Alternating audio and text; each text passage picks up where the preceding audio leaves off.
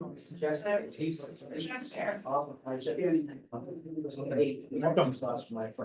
Good to see you, sir. Yes, pleasure to be Please, seen. one more time. Well. Yeah, no, absolutely. All right. Yes, I think. I'm in the back, yeah. What's up? In the back. Well, we're going once a month because I didn't get that information, so it's great, but. Okay.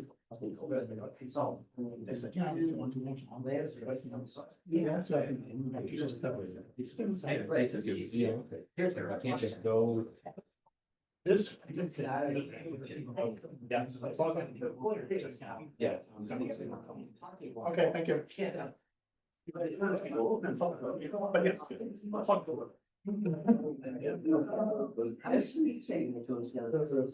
Yeah, it's super dangerous. You cut through all the woods and someone gets. Yeah. Yeah.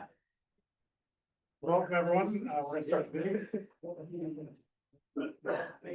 That is the Conservation Commission meeting for June 25th at the Municipal Town Center, also online for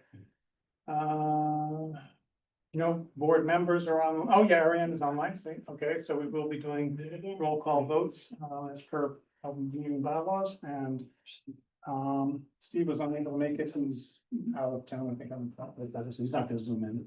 And Pamela has also been indisposed, so she won't be able to do this. But we have a quorum with the four of us here plus Ariane.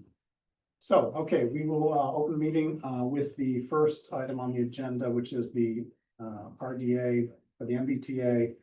Continuing meeting for the RDA, MBTA commuter rail right away, implementing the renewal of the 5-year vegetative management plan, VMP, along the MBTA commuter rail right of way in Bellingham to eliminate, control, and manage vegetation along the right of way. The applicant is Anna Rita Pascal, Director of Environmental Keolis Commuter Services, and Representative Matt Donovan from Benesh. And Hannah is going to share an update on that. They requested it. Right, so I didn't get a date. Oh, They were supposed to continuation below shoot. It's just a very specific time, if you'll get to more details on it. I think Pamela is going to try to meet with him, get some more info, and continue the process. yeah, Are you involved in that James, too? We yeah. met with them last week for what felt like 2 hours. It was only 15 minutes. Yeah, and I think it went well. Did they, I can produce some meeting notes, so we don't have to like have a discussion now, but yeah. I'll say the. let's continue. Okay, Yep, so yeah, when, continue to the 9th, the next meeting, sorry. I just wanted to, I thought it was, but I wanted to make sure, July. yep. July 9th, I just wanted to make sure. So we have a request from the applicant to continue the hearing to the evening of July 9th, 7 PM. I'll accept the motion. So moved. James, thank you. Second. A second? Thank you. All right, any other discussion? Ariane, any questions? No. Okay, I'll take a vote. Ariane, Aye. Don, Aye. Steve, Steve, not here, sorry. James. Aye. Neil. Aye. Okay, so unanimous vote. So that will be continued to the evening of July 9th at 7 PM. All right, thank you. The next item is the continued hearing for notice of intent off Lake Street, Prospect Hill Village. Construction of a 129 unit townhouse development, which will impact bordering vegetated wetland, bank, land under water bodies and waterways, bordering land subject to flooding and riverfront area. Ms. Petrozzi, Wall Street Development is the corporation, is the applicant, and Representative Paul McManus from Ecotech. So Drew, I think you were going to update us on some changes that have been made from some info that you submitted recently, and we can talk about the peer review status. Well, yeah, principally, for the record, Lou Petrozzi for Wall Street Development Corp. I wasn't able to attend the last meeting where I guess there was a very lengthy discussion regarding peer reviews. As the commission knows, I'm not very fond of the peer reviewer and what the services that they offer, what we have to pay them. But since I was here, we had a sort of an informal meeting between Rob Lucier and Hannah, where we narrowed down the items that the commission may want to have peer reviewed. we narrowed those issues down to like 2 or 3 items. Question I have is really, in some of these items, I said, do you really need peer review for some of these items? We did, I guess the commission, did go out for a proposal from BESC, and they came back with an additional $3,700 to review the information that we previously submitted. But they didn't specify what information they were gonna review, who was gonna review it, and all this other stuff, so. And they didn't identify, did they have the information for the BSC peer review? I'm trying to remember the timing. Before you, three of you met and identified areas that still need to potentially be. It was afterwards, we met in early May. They So, submitted their peer review proposal in June. and did 6th. that include those items that you guys had discussed? Yes. Yes, so Oh, that was the meeting that we had, was to narrow down the out. Right, I want to make sure that was outstanding captured in their proposal for $3,700. Yes, those- Those items will be, so if the commission says yes to this one, no to that one, at least the outer limits of it are potentially covered in the scope of work. Did that include the 450-page stormwater development plan, which was submitted a long time ago, submitted in February, or has that already been covered in the first? That's covered by a peer review. It was in the last. Right. Well, I know it's plan report, but we got it in our portal, and I was looking to see if any parts of it were relevant to, but I didn't get through all 450 pages, and most of it is the kind of things, whether it's detention basin calcs or something like that, that the commission in the past has, with the expertise that they have on the commission or with peer review, reviewed that part of it where it's pertinent and germane to us, not strictly planning board. Do we know if that stormwater report, I know you've had it vetted for the engineering part. And did that include any sections that you guys identified either in your 3-party meeting or earlier as being conservation commission related stormwater? And has that been reviewed by BSC? Yeah, well, yes, so I think what typically happens with the peer review for the stormwater report, whether it's planning board or conservation commission, is when you have the basins that are discharging into the wetland area, usually you want to see if, number one, the sizing calculations are correct, the TSS removal is correct, pre-treatment is correct, making sure that the actual constructability of the basin is within the standards of Massachusetts stormwater regs, and all of those have been vetted. Including like 100-year storm overflow. Correct, so, yeah, there's the requirement for freeboard, there's the requirement that, in this case, for Lou's project, because it's pretty good sands, not pretty, it's very good sand material, because it was an old gravel pit. You know, it infiltrates to the 100-year storm event. Yeah, so there are no discharges into any wetland areas As currently proposed, right? as proposed, as designed, as we've tested out. So let me just, so we narrowed, as Hannah will say, we narrowed these things down to a few things, and I want to ask the commission whether or not they actually need to have this item peer reviewed. One of them had to do with the hydrology of the replication area. As you know, we proposed this large replication area in exchange for filling this isolated wetland in the site. And it was suggested by BSC that we go out and do an additional soil testing at the location where the replication area was, which we did do. We did do a series of testing that Rob witnessed, our engineer witnessed. And so the question is, do we really need a third person to witness or to look at the data to substantiate the fact that what we presented was in actuality the fact of where groundwater was, and demonstrates that the hydrology of the proposed replication area actually is going to function as designed? So a question for you is, was that proposed area in BSC's recommendation the same exact areas pretty much? They recommended additional soil testing. Nearby, we Right. dug here, they want to dig over Yeah, here. it was a very long, if you recall, it's a very long replica. It's a pretty sizable, like 35,000 square feet of replication area. We had done testing in a part of it, and they wanted additional testing to substantiate that the hydrology would work. So you guys did at one end, or did you scatter yours What we along? do? There were 3 altogether. That were done, and they recommended how many more? Oh, no, there were 3 additional. 3 so- additional. How many were done by you guys? Well, I think we had 3 in there to begin with, 2 But or were 3. they equally spaced along, or would you just do them on one Well, end and there's No. another end? Because again, you're saying it's a long area, 35,000 square feet. I don't remember how long it was linear. In other words, we did the testing where they wanted us to do the additional testing. In other words, we elongated the testing within the replication area where before it was only like isolated to a certain, maybe half of it. So we did, and it's on the plan. Yeah, I just. We've done it. So the question is, again, do we need another pair of eyes to say, oh, well, the groundwater is where they said it was gonna be, and therefore the hydrology works? Do we need that person? Well, I was just trying to be clear, if you did it at one end and it's a long replication area and nothing was done at the other end, your hydrology could be substantially different if it was 1,000 feet away. I'll let But- Rob speak to that. But I don't know the length and the size.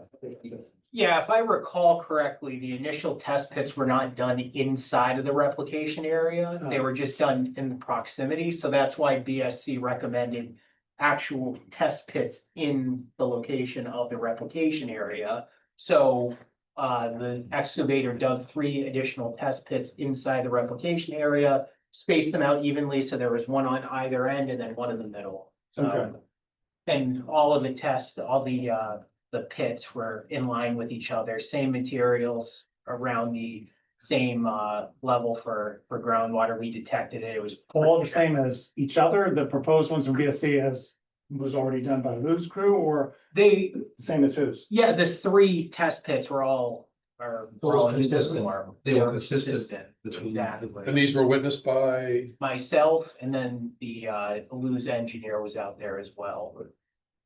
Those were the first, not the BSC. No, this is. No, these are the, BSC is never, You BSC keep is saying never 3, witnessed and any, we're talking about 3 and 3, I want to just be clear for the record, so we're talking about 3 additional. 3 additional. Witnesses. And BSC never witnessed any of them, so. I would also like to clarify that it wasn't just the soil testing, it was just making sure that opening up, that the exact comment was from, you Yeah, know, good. their comment 4 was, the proposed open bottom box culvert should eliminate any obstructions that would cause impounding stream flow, but may also slightly lower groundwater elevations adjacent to the stream within the proposed replication area, with the stream confined to a narrow channel. The applicant should consider the potential effects of increasing the passage of stream flow with the addition of the box culvert as it relates to achieving appropriate grades and adjust accordingly. So the testing was, you know, to support that, but the outstanding question was like, do those numbers and the predicted opening up of that culvert, will that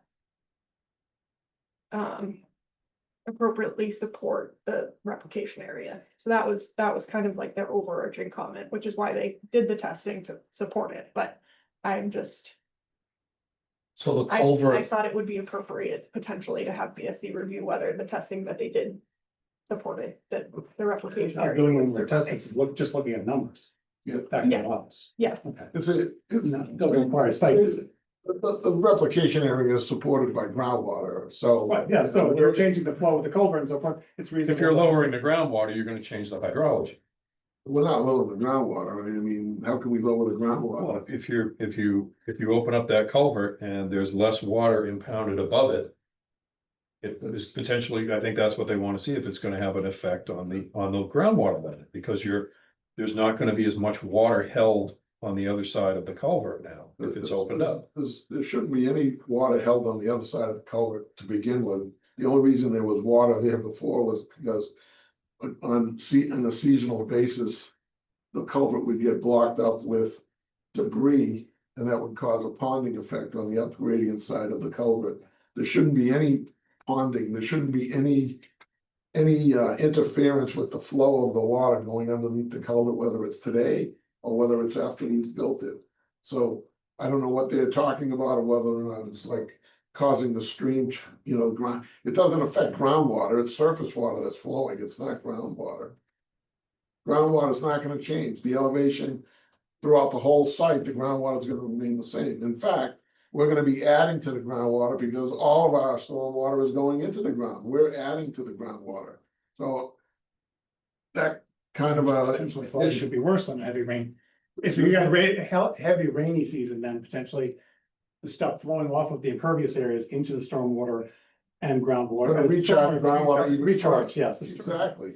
gonna So, potentially raise the groundwater level, which in lower areas around where the road clearance is X amount of feet or inches or whatever from the surface currently, and it's not proposed to be the road something higher, you could. Any add- raise in the groundwater will be localized to the areas around. Yeah, but Immediately it's by certain areas, not the whole Immediately site. immediately surrounding. yeah, the point is that we're not gonna be affecting groundwater flow other than increasing it based on the post-development runoff from the site. And the downstream side of the culvert will now get potentially some more impacted too. Correct. Because a higher flow is gonna, Right. I don't know, powering or whatever, but. So their point about us making it, the replication area less likely to succeed is kind of, I would say bogus. Personal opinion. Unless they have a reason which is not put in details from section 4 that you just. So again, Okay, so that's something for the commission to decide if Right. whether, how many total did you have on this, just so that we decide whether we're gonna do it. I'm told what? Points that you felt. Well, I think Hannah will back me up on this, but some of the things, and some of the stuff has been submitted already, like we wanted a cross-section of the replication area. Cross-section and planting zones on the replication area, we provided that in the revised plans. Paul McManus calculated the spacing on the various vegetation that we're gonna be planting. Let's see, I suggest we leave this on. And we were gonna do the additional test holes, which were all done, so everything related to the replication area that was questioned by BSC, though all of those items have been addressed and presented. And so as the developer, as the guy paying the bill, I don't see why we have to have 2 or 3 other people looking at the information that we've already had 2 qualified professionals already look at.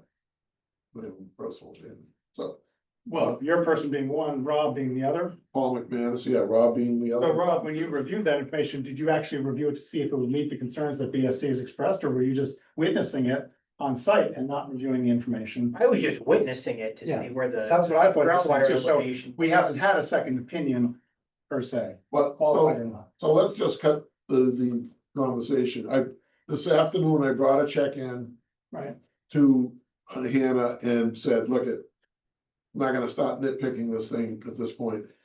BSC has done a terrible job reviewing this project. They wasted a lot of money and time.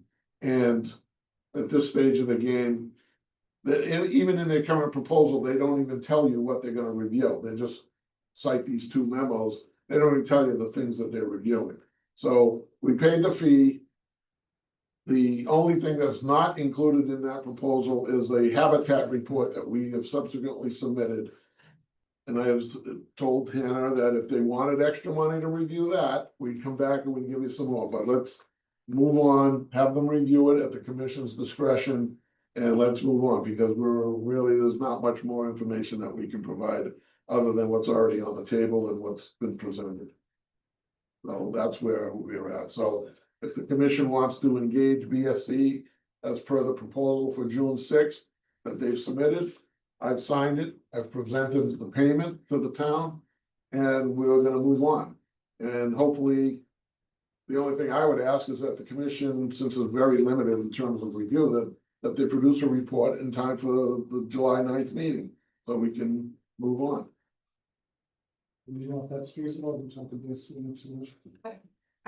Things have been kind of changing day to day, so I was not. On our end too, yeah. Yes, Yeah, exactly. okay. So I did not request that if something happened, when their timeline would be.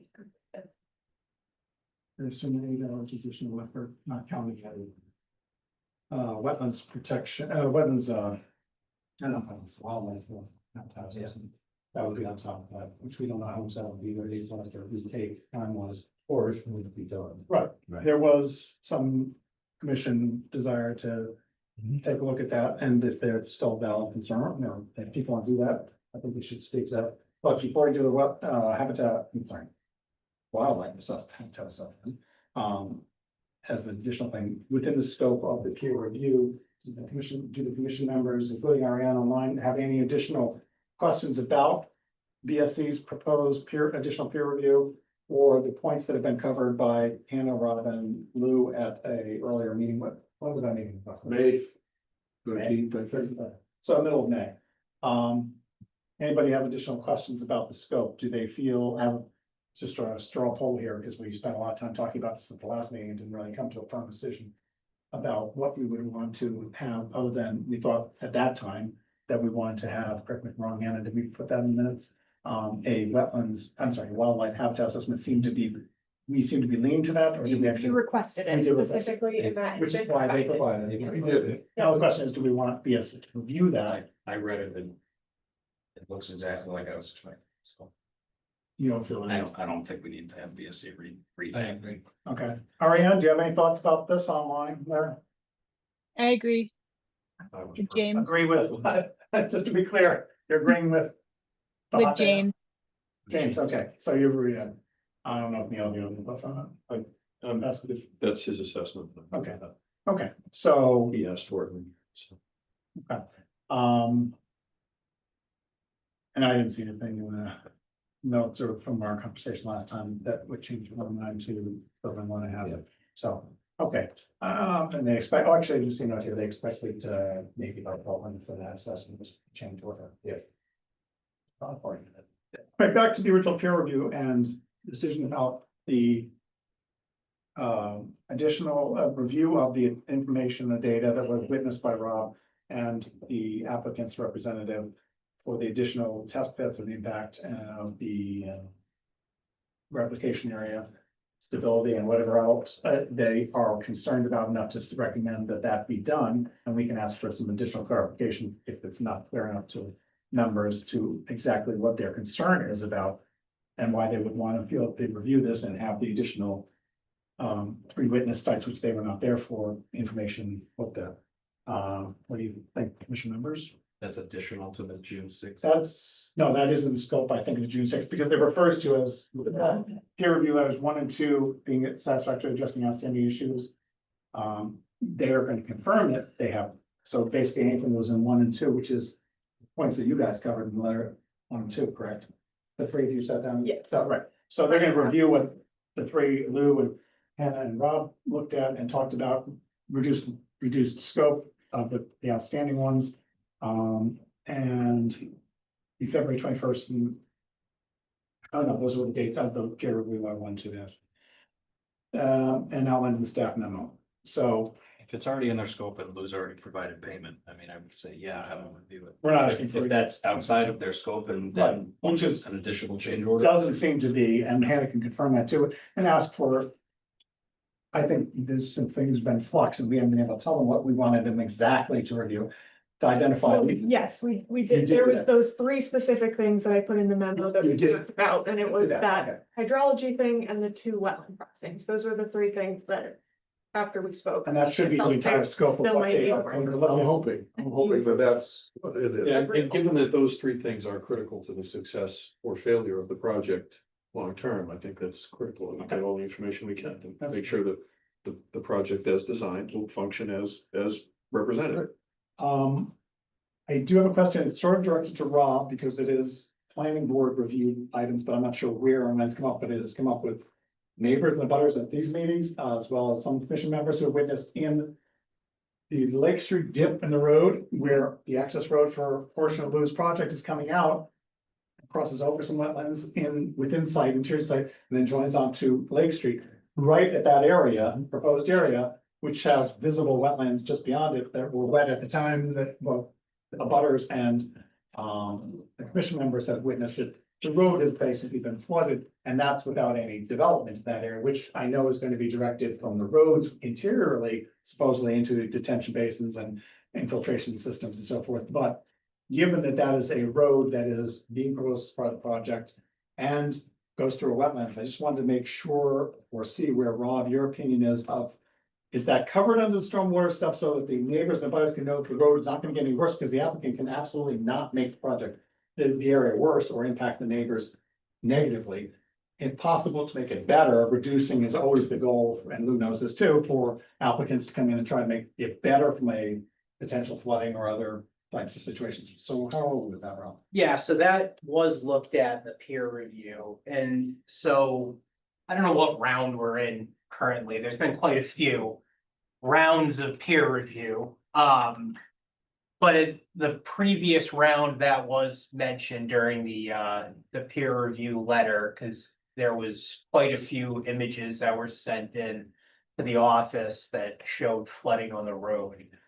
So that was mentioned as a problem, and Ken is pulling up can you zoom in to the entrance there? So initially with the previous submission, there's two catch basins that are proposed at the entranceway. Can you scroll down just a little bit? Perfect. So there are two catch basins that are proposed.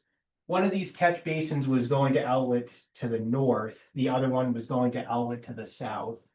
The issue is with anything outletting to the south, this is the area of concern where there's a lot of. Flooding up over the street already, so is there a possibility of doing a detention basin in those areas, the groundwater? In the Well, river, So what was decided was by Lou's engineer, and with discussions with me, was to outlet everything to the north to get it away from the culvert crossing, which is due south. Because if water gets impounded down lower, there's really nowhere for it to go but over the road. So that's the first thing. The second thing is where the low point is, where this 222 contour is. Lou's proposing a spill off that will allow any drainage in Lake Street rather than to go down to the wetlands where the culvert is, to go into a forebay, so there's a little bit of storage here. And there's actually, you don't have to zoom out because it goes pretty far, but there is actually a proposed grass swale that runs along the back of these buildings that goes to the wetlands due north to that one. So it's not gonna infiltrate all in that one small detention basin. It's not an infiltration basin, it's more of, what is the groundwater level below in that area? Is any test that's been done?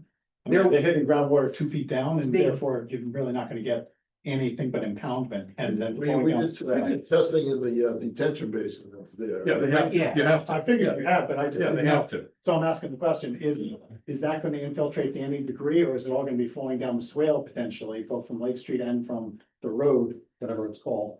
That goes from the project out onto Lake Street? It's not going to be a lined base, like a lined forebay, so there will be some infiltration, which is good. And the whole point of it really isn't for infiltration. It's. Well, I Was think, was this part of the peer review? Yes, This- well, This So, current design? this current design is back in front of BSC currently. Okay. So, because this was submitted Okay. in June, I have to follow. Alright, so this one hasn't been through an engineering calculation by the peer reviewer yet. well, you said BSC, No, was BSC doing engineering? You have- Yeah, they are. Oh, they are. Yeah, Dominic Rinaldi is the. Yeah, the stormwater management, the updated stormwater management report includes this design. Right, but it That's has, been reviewed by DSC. this design has been reviewed by BSC. The only thing that's different is the spillway that It we is had. being reviewed by BSC. They haven't issued the clean letter. Oh, they have, okay. So, Okay. yeah. Okay. Because potentially adding that inflow into potentially changes the calc, so I would want to see that. And Just to make sure everything's adequately so sized. it's going to go down to where the dotted line is, Rob, for the It wetland. goes into the wetland. Yeah, so it's a very long grass swale that goes to that. And it's going to the left of that swale or to the right of the swale where the houses are? There's another pair of double lines there. It follows this swale. That's gonna be in that swale, gotcha. Yeah. Yep, so that's That the, is the swale. That is, I wasn't sure if it was a raised surface and it's going to one side of that. that or is if the it's- conveyance measure. And that, yeah, that's a long, well, and that's maintained by the, Homeowners. So Correct, that's not going to be conveyed to the town. good. None of the infrastructure on site or the roads. Because from the pictures, and again, there was no measurements of the pictures and or the comments made by abutters, that area seemed to be off to the road to the right, above where it says Lake Street and the proposed basin is, that was part of the flooding area and that the water was basically up to the level of the street. So it made me think that it's not infiltrating very good, after some rain, or we didn't get a ton of rain, but we've got some, which caused some flooding across the road. And B, that, do we have the elevation to go, and I assume the engineering study shows that, to have the pitch to go all the way to that wetlands 1,000 feet away or whatever it is? Yeah. It's got a pitch, okay. Yeah, So whether it's that's what's getting reviewed, and right, yeah. yeah. I can tell you that, the basin that you're looking at on the screen, that there was additional soil testing done before the ones that we were talking about earlier, not testing related to the, replication area. But that was a recommendation from, I think, the first round of BSC peer review for the engineering. And I did witness that test pit that was done in that basin, which was helpful because I was able to actually take a look at some of the areas that were getting inundated with water, and also take a look at the pitch. And we actually walked to take a look to see what exactly is going on back where that wetlands area is, because I never walked back there until that we were doing those test pits, so. And did you walk to where the culvert is that goes under the road? Yeah. Yep. That's So right. so basically that, right.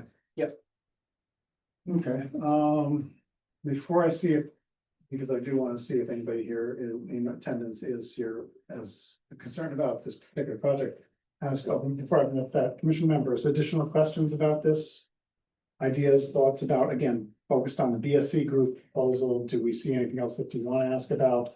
Or do we feel that what is in their proposal is good enough to say, yes, we want to do this as an entity, as a whole? Do we pick out any part of it?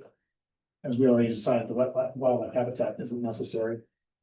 Good with me. And I think they review it as proposed. Okay, and REM, now we're talking about the BSC proposal. Do you have any other questions or thoughts about it? Commission members here seem to be okay with BSC's proposal and the fact that Lou's paid them for that amount, and that we could potentially give them the go ahead to carry that out and ideally expedite it before the July 11th meeting, though we need to get a confirmation of that. REM? I can't tell, she's. We're not hearing anything yet. Hang on, Marianne. Okay, me? Oh, sorry, now we can hear you. Say it again. Oh, I said, let's do it. Okay, thank you. All right, so I will now see, is anyone here in the room present here with a concern about, again, just this project, not some of the other projects on the agenda, for the Prospect Hill Village project, or if you're a butter and have concern in the past and come to meetings, I'll make sure that you understood what's being proposed for relief on the Lake Street area.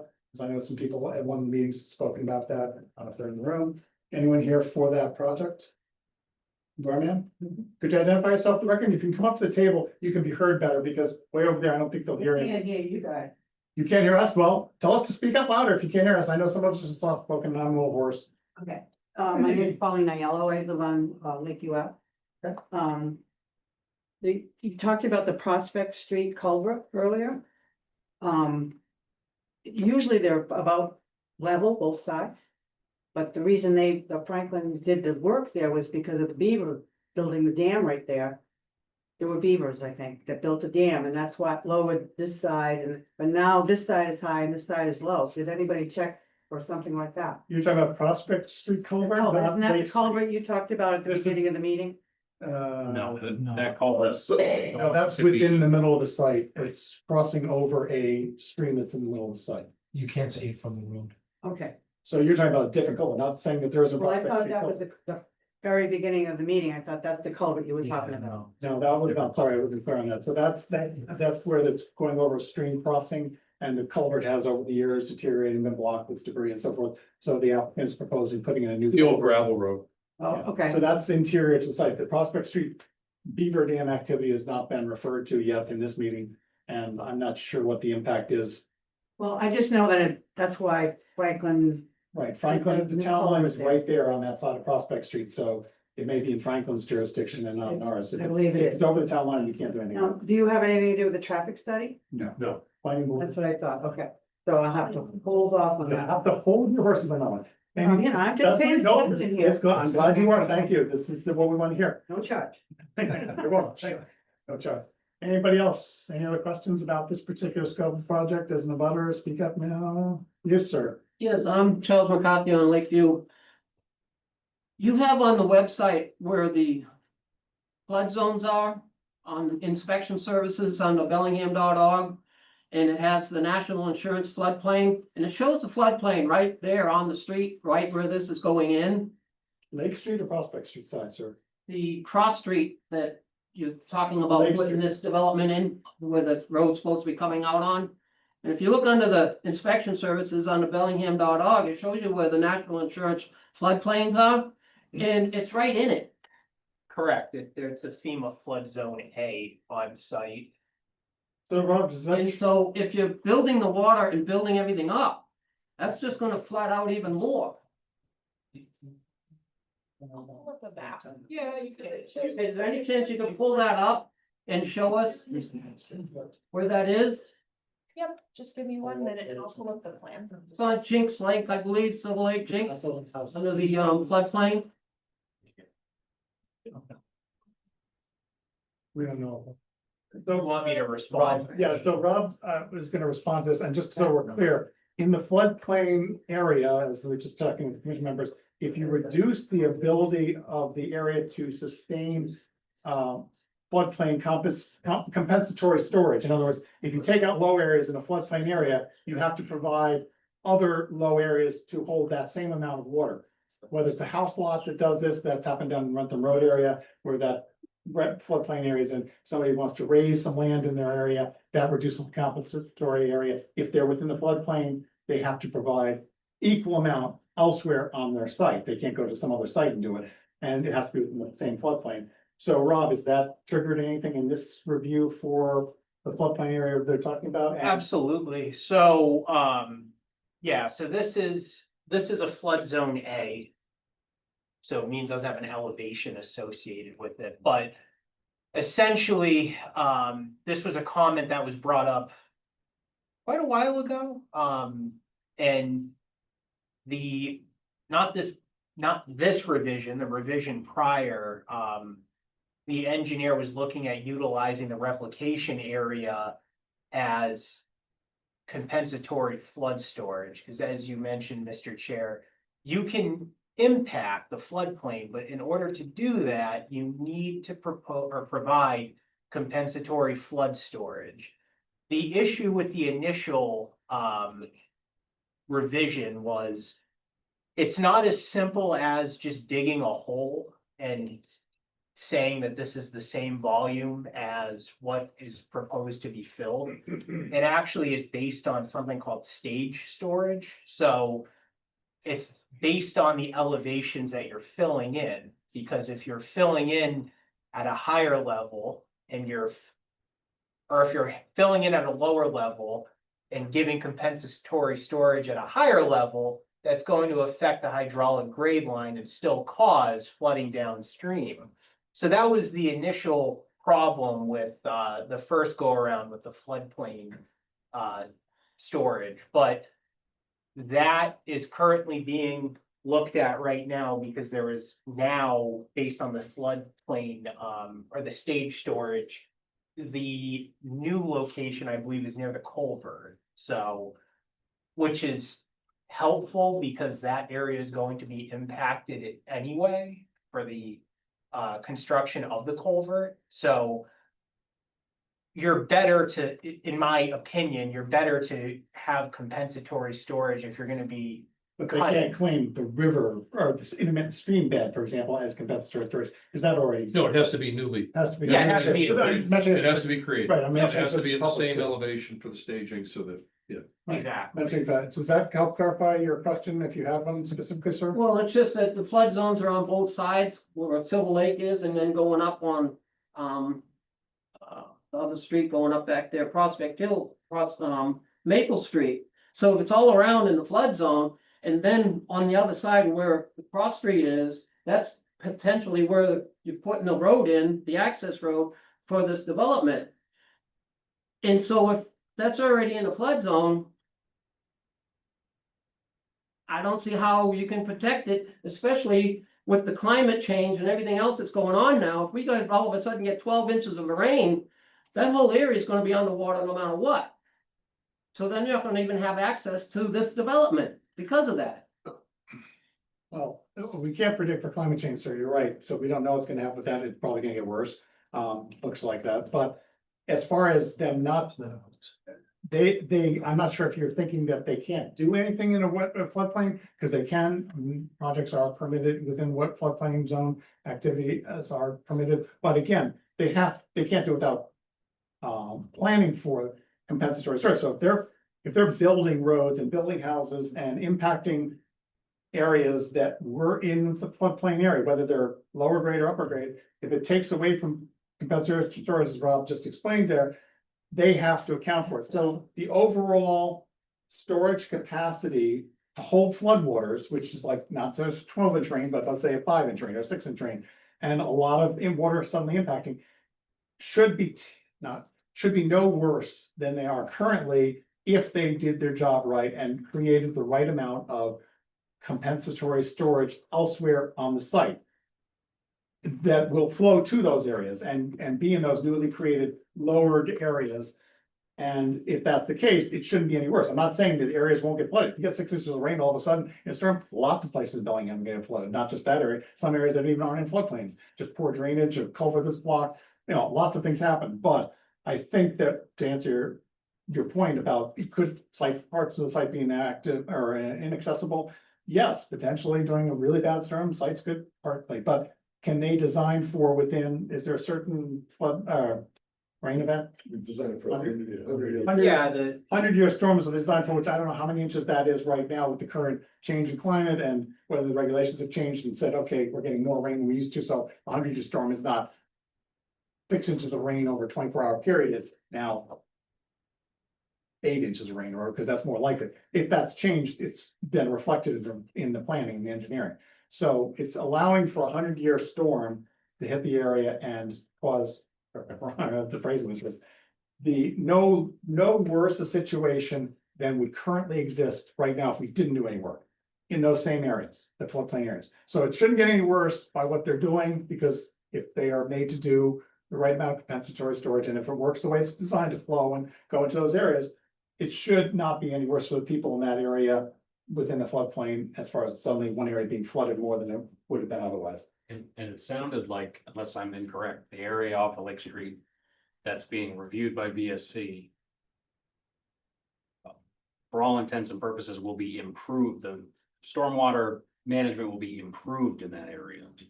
That's, yeah, from a. The plan that we're showing. Correct. I mean, there's now conveyance, there's a little bit of treatment with the TSS removal with the 4-bay. And it really gives it a little bit more hydraulic time. If it were to drain towards the culvert under Lake Street, now there's more storage on site. Okay. I hope that helps. Sir, Matt, go.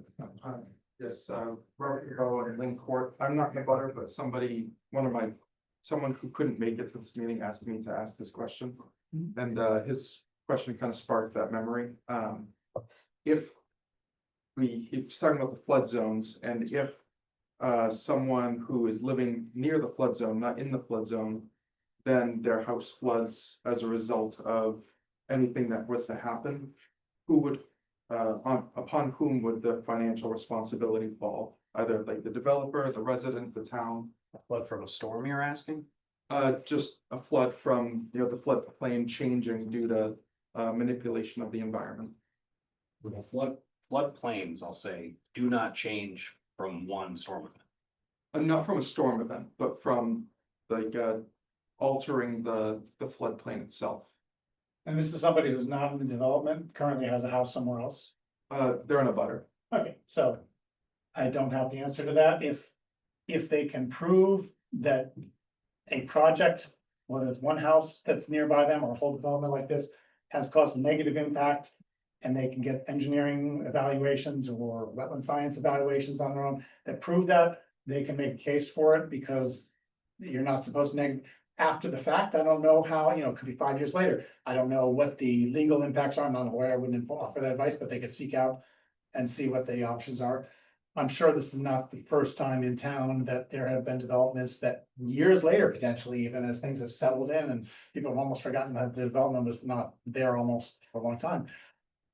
Somebody downhill, downstream, whatever, seems to be negatively impacted, and then in researching this, identifies that there's more sheet water flowing off, or it only seems to be in the last X many years. But I wouldn't offer legal advice. That's a legal question, and there's a lot of hypothesizing, speculating, so I really wouldn't feel comfortable. It'd be extremely hard to prove that as the only variable causing the issue. So I'll say it's an uphill battle, so. I told them they'd get an answer similar to this. Good, you knew it already. Anybody else? Yes, sir, go ahead. Hi, Tom Moreau, 513 Lake Street. We've talked about a lot of culverts tonight. The one going under Lake Street, specifically where that road floods, multiple times a year. Are there any proposed changes to that, or is that gonna be left alone as it stands? For, yeah, that, Well, it'd be more of a question for the DPW. I'm not aware of the town taking on any projects for, replacing that culvert, and I know as part of the scope of this project, there's no Okay. plans to redo the culvert. Okay, that was, I didn't concern if it changes with, downstream, that wraps behind a bunch of our houses. That's the biggest issue when it comes to the culverts is that, if there's impounding on one side, the thought is, oh, we'll increase it. But then what does that mean downstream? Which is why we're actually running into this situation in another part of town where we are going to be looking at undertaking a pretty large flood study because it's just going down the hydraulic line of figuring out if you do something here, how's that going to affect here? How's that going to affect upstream? So it's a little bit difficult. Not saying that that isn't going to happen in the future. Right, but not part of this project. The only thing that's gonna change is the one internally that none of us can see. Correct. Okay, all right. Okay. All right, and if there's no other question, Sorry, just a brief one. Agvi Barushi, 525 Lake Street. The requested wildlife survey, I know you guys mentioned you don't want to have that peer reviewed. Will that be published online for the residents to review? I can make it available. Yeah, you It's on the portal for you guys, but I can make it public facing. Yeah. So And we've if seen there's it, any but- documents that you guys ever would like to look at, you can shoot me an email and I will send that to you or come into the office. Not a secret document, you have no. All right, any other commission questions, any other questions? If not, we'll move this along. And I would look for a motion to. Let's see, close an issue in order of conditions for the NOI. No, No. sorry, continue. No. That's- Well, first you gotta vote the peer review. Yeah, that's right, yeah. Then, So- then go for the next. Do I have a motion to accept the peer review proposal from DSC dated June sixth? June 6th. June sixth. So moved. Second, And James, or Ariane, could be Ariane, so you're online. Any other questions about that? The only, I think, Anna, if you can send an email to Paul and confirm that they can get it done in 2 weeks. Paul from DSC as opposed to Paul from. Paul can have. The one be Paul, not the other. The other Paul be like, wow, I've already done it. Okay, all right, let me again. Okay, so, having had that note made, no other comments? Okay, all, favor, Ariane, aye. Aye. no, Aye. James. Aye. Okay, all right, so that's. DSC, okay, and we'll check the about 7, continue and. Okay, now accept the motion to continue the hearing for the notice of intent for off Lake Street to the evening of July 9th. July 9th, right? Yep. Okay, so the evening, July 9th, 7 p.m. And So moved. done. Thank you, James. Any other questions about this to continue? Okay. All in favor, Ariane? Aye. Continue. Thank you, Don? Aye. Neil? Aye. James? Aye. Okay, unanimous. Continuing. I heard you taking breath. I'm like, don't do it. You can do whatever you want. It's early in the night. Okay. Just stay. I'll worry. Stay. That's it for that one, right? That's that one. Okay, so we're gonna immediately jump to and try to go on, and actually, I neglected to do this for the first one, but I'm gonna set a timer because I've been like, that's a good idea to move these on. This 20 minutes at most to do this. That's why I don't think we'll require that long because from what I've heard, we're only getting some limited information. This is a continued hearing For notice of intent for Blackstone Street, alteration of bordering dedicated wetland BVW associated with a 100-foot buffer zone for improvements to the undeveloped section of Blackstone Street, including infrastructure, utilities, and site grading. The chosen Wall Street Development is the applicant representing himself. So, It's more colorful than ever. so you're going to do what in this 20 minutes, Lou? Mary, I don't think I'll take you 20 minutes, but recently, this week, we submitted.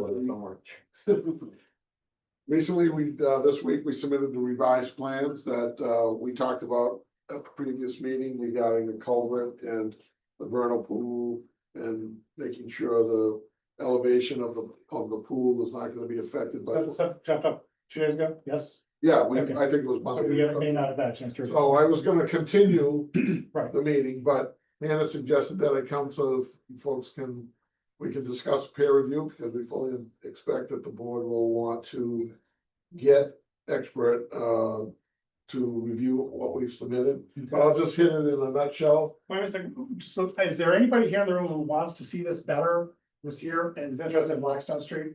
If so, come up to the front row of chairs, at least so you can see the board, and Lou will turn the board a little bit. We don't, Also share. we can also share it on the screens in the rooms too, Not as but. colorful. Not my colors, but. Yeah, not so, Yeah, it's not as colorful. but we want people here in the room, if you came down to the meeting, get a chance to go see it, you don't have to sit in the back of the room if you don't want to. We won't call on you if you're just in the front row, just because, don't you just do that. So basically, this is the existing conditions that you see. Purple is the outline of the vernal pool area. Green is the BVW line that's been flagged and surveyed out in the field. Then you have 50-foot buffer and 100-foot buffer. And the yellow here is the 100-foot buffer from delineation from the vernal pool. So what we just talked about at the last meeting was concerned that the culvert that was designed for that area where the pond overtops the roadway on a seasonal basis. The concern of the commission, and we shared similar concern, is that the culvert was too deep into the ground, that it would end up draining the pond and that end up affecting the vernal pool habitat. So, what we've done is we've redesigned the culvert and elevated it up so that the pond elevation is, I believe, at 292.16, and the invert out, the outlet out is at 292.5, so it's about a half a foot higher. And in addition, that required, wall to be constructed on both ends. What's the wall made of?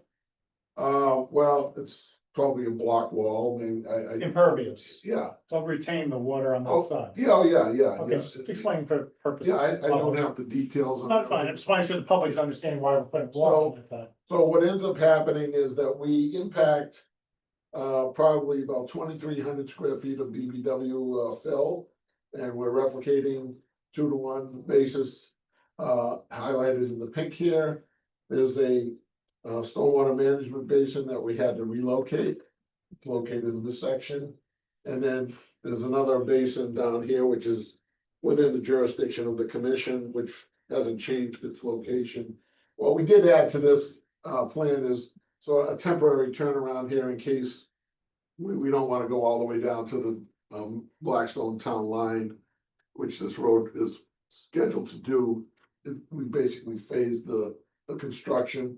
So, Does that mean you don't go all the way down there with what, stormwater runoff? no, well, the whole plan is designed to go down there. Well, I'm just showing you on this. To go down particular where? sheet. Blackstone. Oh, no, I understand that, I'm talking about the detention basin that you said hasn't changed. Has a line going from the road, if I'm seeing it right, it's hard to see on that. This is just like a underground was pipe gonna say- system. So it's underground, okay, that's one thing, and that's to capture from there to the left, because you're right on the hill, aren't you there? This is the capture from this down. Right, because it's the hill there going down. We put this temporary cul-de-sac here at the flattest portion at the bottom of the hill, so it's the easiest place to put it. We can't put a temporary cul-de-sac on the side of a hill, it'd be futile to do that, but this is just a temporary thing to have the ability to turn trucks around and do other things that when you have type of construction that this is like almost 1,800 feet of roadway that's gonna be constructed.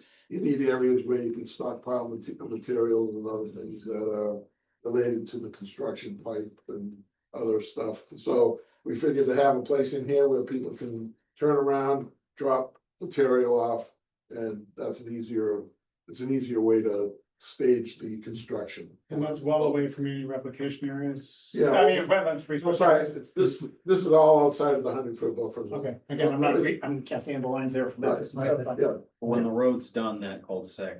when the road's done, the cul-de-sac goes away. It's just an area, like I said, for construction vehicles and other vehicles to turn around. And we'll go from there. But essentially, you know, what the question that I had for Hannah and Rob was, okay, stormwater management, who's reviewing it? So we need to like distinguish about who's gonna review the stormwater and who's gonna be responsible for the wetland area issues that are related to the vernal pool and the BVW and replication areas, that sort of thing. So did I do it under 6 minutes, I think? You got, 7 minutes, yeah, very good. So that's pretty much it in a nutshell.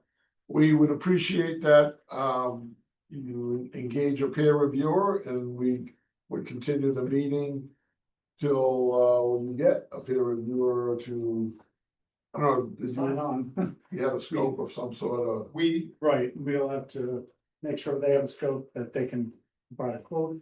That decides which peer reviewer we would want to have. We do have a proposal which you all saw on the portal for Beals and Thomas. I'm gonna say plural, Beals Yeah. and Thomas, which is a potential company we may want to use for that if the commission is That's still been in. there since Friday, so that was we didn't have the plans in there, but the scope was in there on Friday.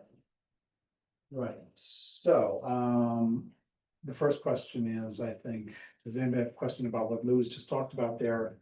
Again, we haven't seen all this information was just provided a few days ago, so we're gonna get the full scope of that when we open the portal and look at that information that Hannah's already uploaded to us. The scope? Yeah, Yep, that's no, been- the revised. Yep, those have been in there. Right, since- yeah, yesterday, Yes. what I would say. Yep. You're selfish, okay, but we haven't. Does this proposal cover the fact that this has been changed as of?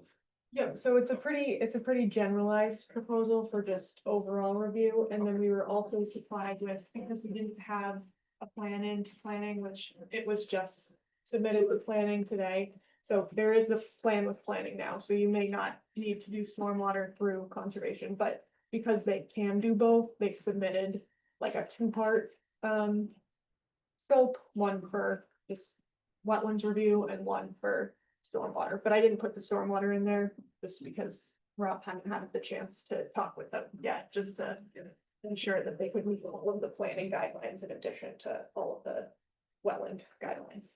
Rob has his hand up.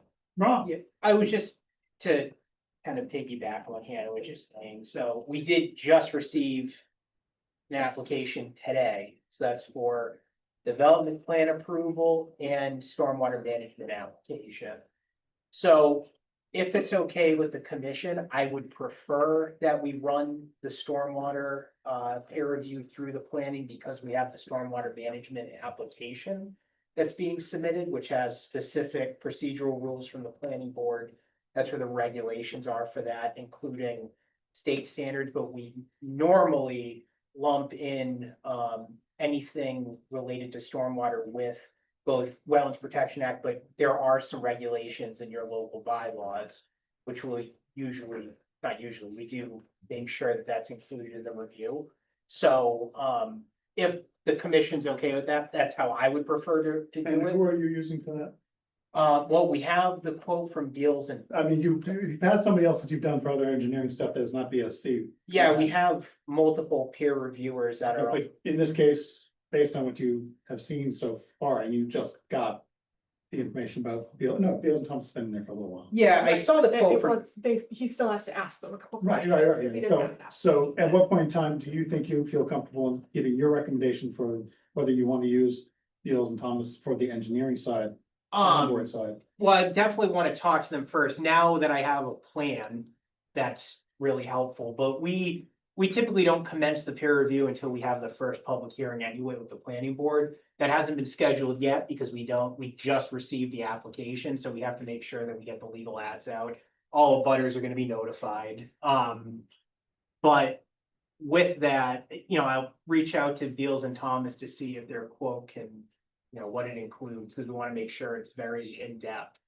And then I have other engineers too that are on call. And you can verify the things you just said, that the town bylaws and other things would be, as part of the package, they can handle that. Okay, Exactly. So, does the commission have any thoughts on the Beal and Thomas proposal for our portion of it? I just skimmed it. I have a question more about the design, and this is just my own education. Is it common to put a temporary cul-de-sac in an area that overlaps a 50-foot buffer, a 100-foot buffer to It's like a staging area. yeah, it's a stay, is that a common practice? Yes, that's- That's the first I've seen. Try to stay out of a resource area. I don't think that, unless the site is so small, you can't help it. But I think putting erosion controls around it and Yeah. verifying that it's not totally impervious and stuff, there's no filling of fuel, things like that would be put in any approval of conditions, as more conditions, I think. And for linear projects, it's sometimes hard to find a space that's all upland. to Yeah, use. So yeah. I assume based off what I've seen, that this is probably the least sensitive part of that. Although it is within the 100-foot. Right, but it's adjacent to it. That's the reason I asked. It's a 100 vernal foot pool. It's within the 100-foot. Yeah, it's actually, yeah, some of it is within the 50, even the. When you're looking. Yeah. Peer review needs to Be, try to be, see. be- even if it is on the other side of a road, It's still within the. yeah, it's within the 100, valid point, yeah. So, okay, that's, It's Special care.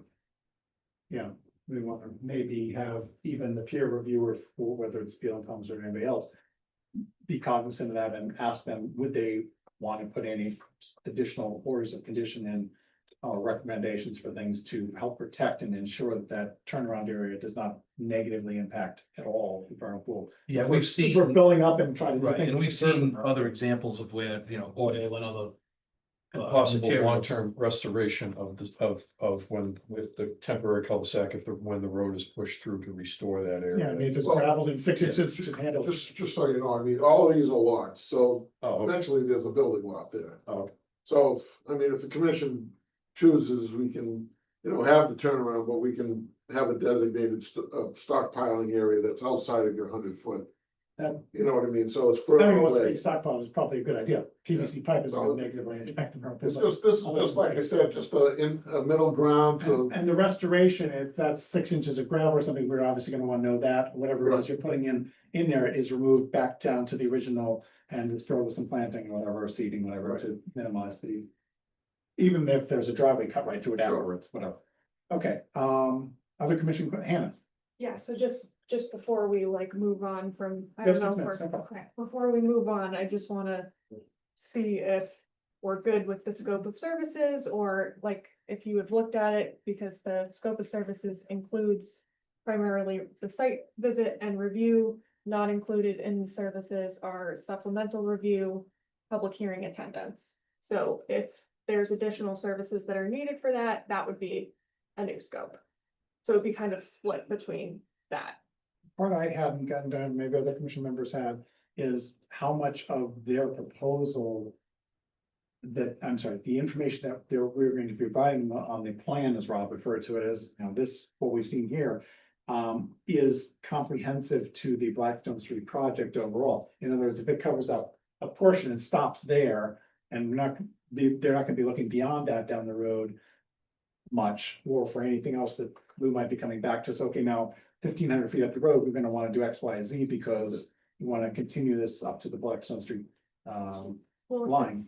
so. Blackstone, If I can just say, we've identified, this is the area that is within the commission's jurisdiction, this area right here. There are no wetlands within the scope of the roadway being built that would affect your commission's jurisdiction. So that's why stormwater management that we provided is for the entire roadway going through, but only portion of it is within the commission's jurisdiction. The rest of it is, outside Any future projects would require them to file an NOI. Well, right, the future projects, right, but I wasn't sure, so Lou just clarified that Rob's proposed, review would include the entire length of it. Okay, that's fine, I'm comfortable with that. And Anybody this else? is only covering the road, not any lots. Right, no lots, just. All lots, Just the road. just the Just the road. Okay, Just the road. So to Hannah's question, right, the excluded services. Yep. Public hearing attendance included is excluded if there's an in-person requirement. not in person, I think if they're online, I'm fine with that, but that's included online. No. No. So no, No, I thought there was one meeting was included, I thought you just said that, and then any No. addition. No, I said that I No, listed the things that were not I included, think they so want if to have there's, them be available for at least Yeah. one meeting. you'd like At least it to one. update to one meeting, okay. Anybody else disagree with that? I think having them online for, in case.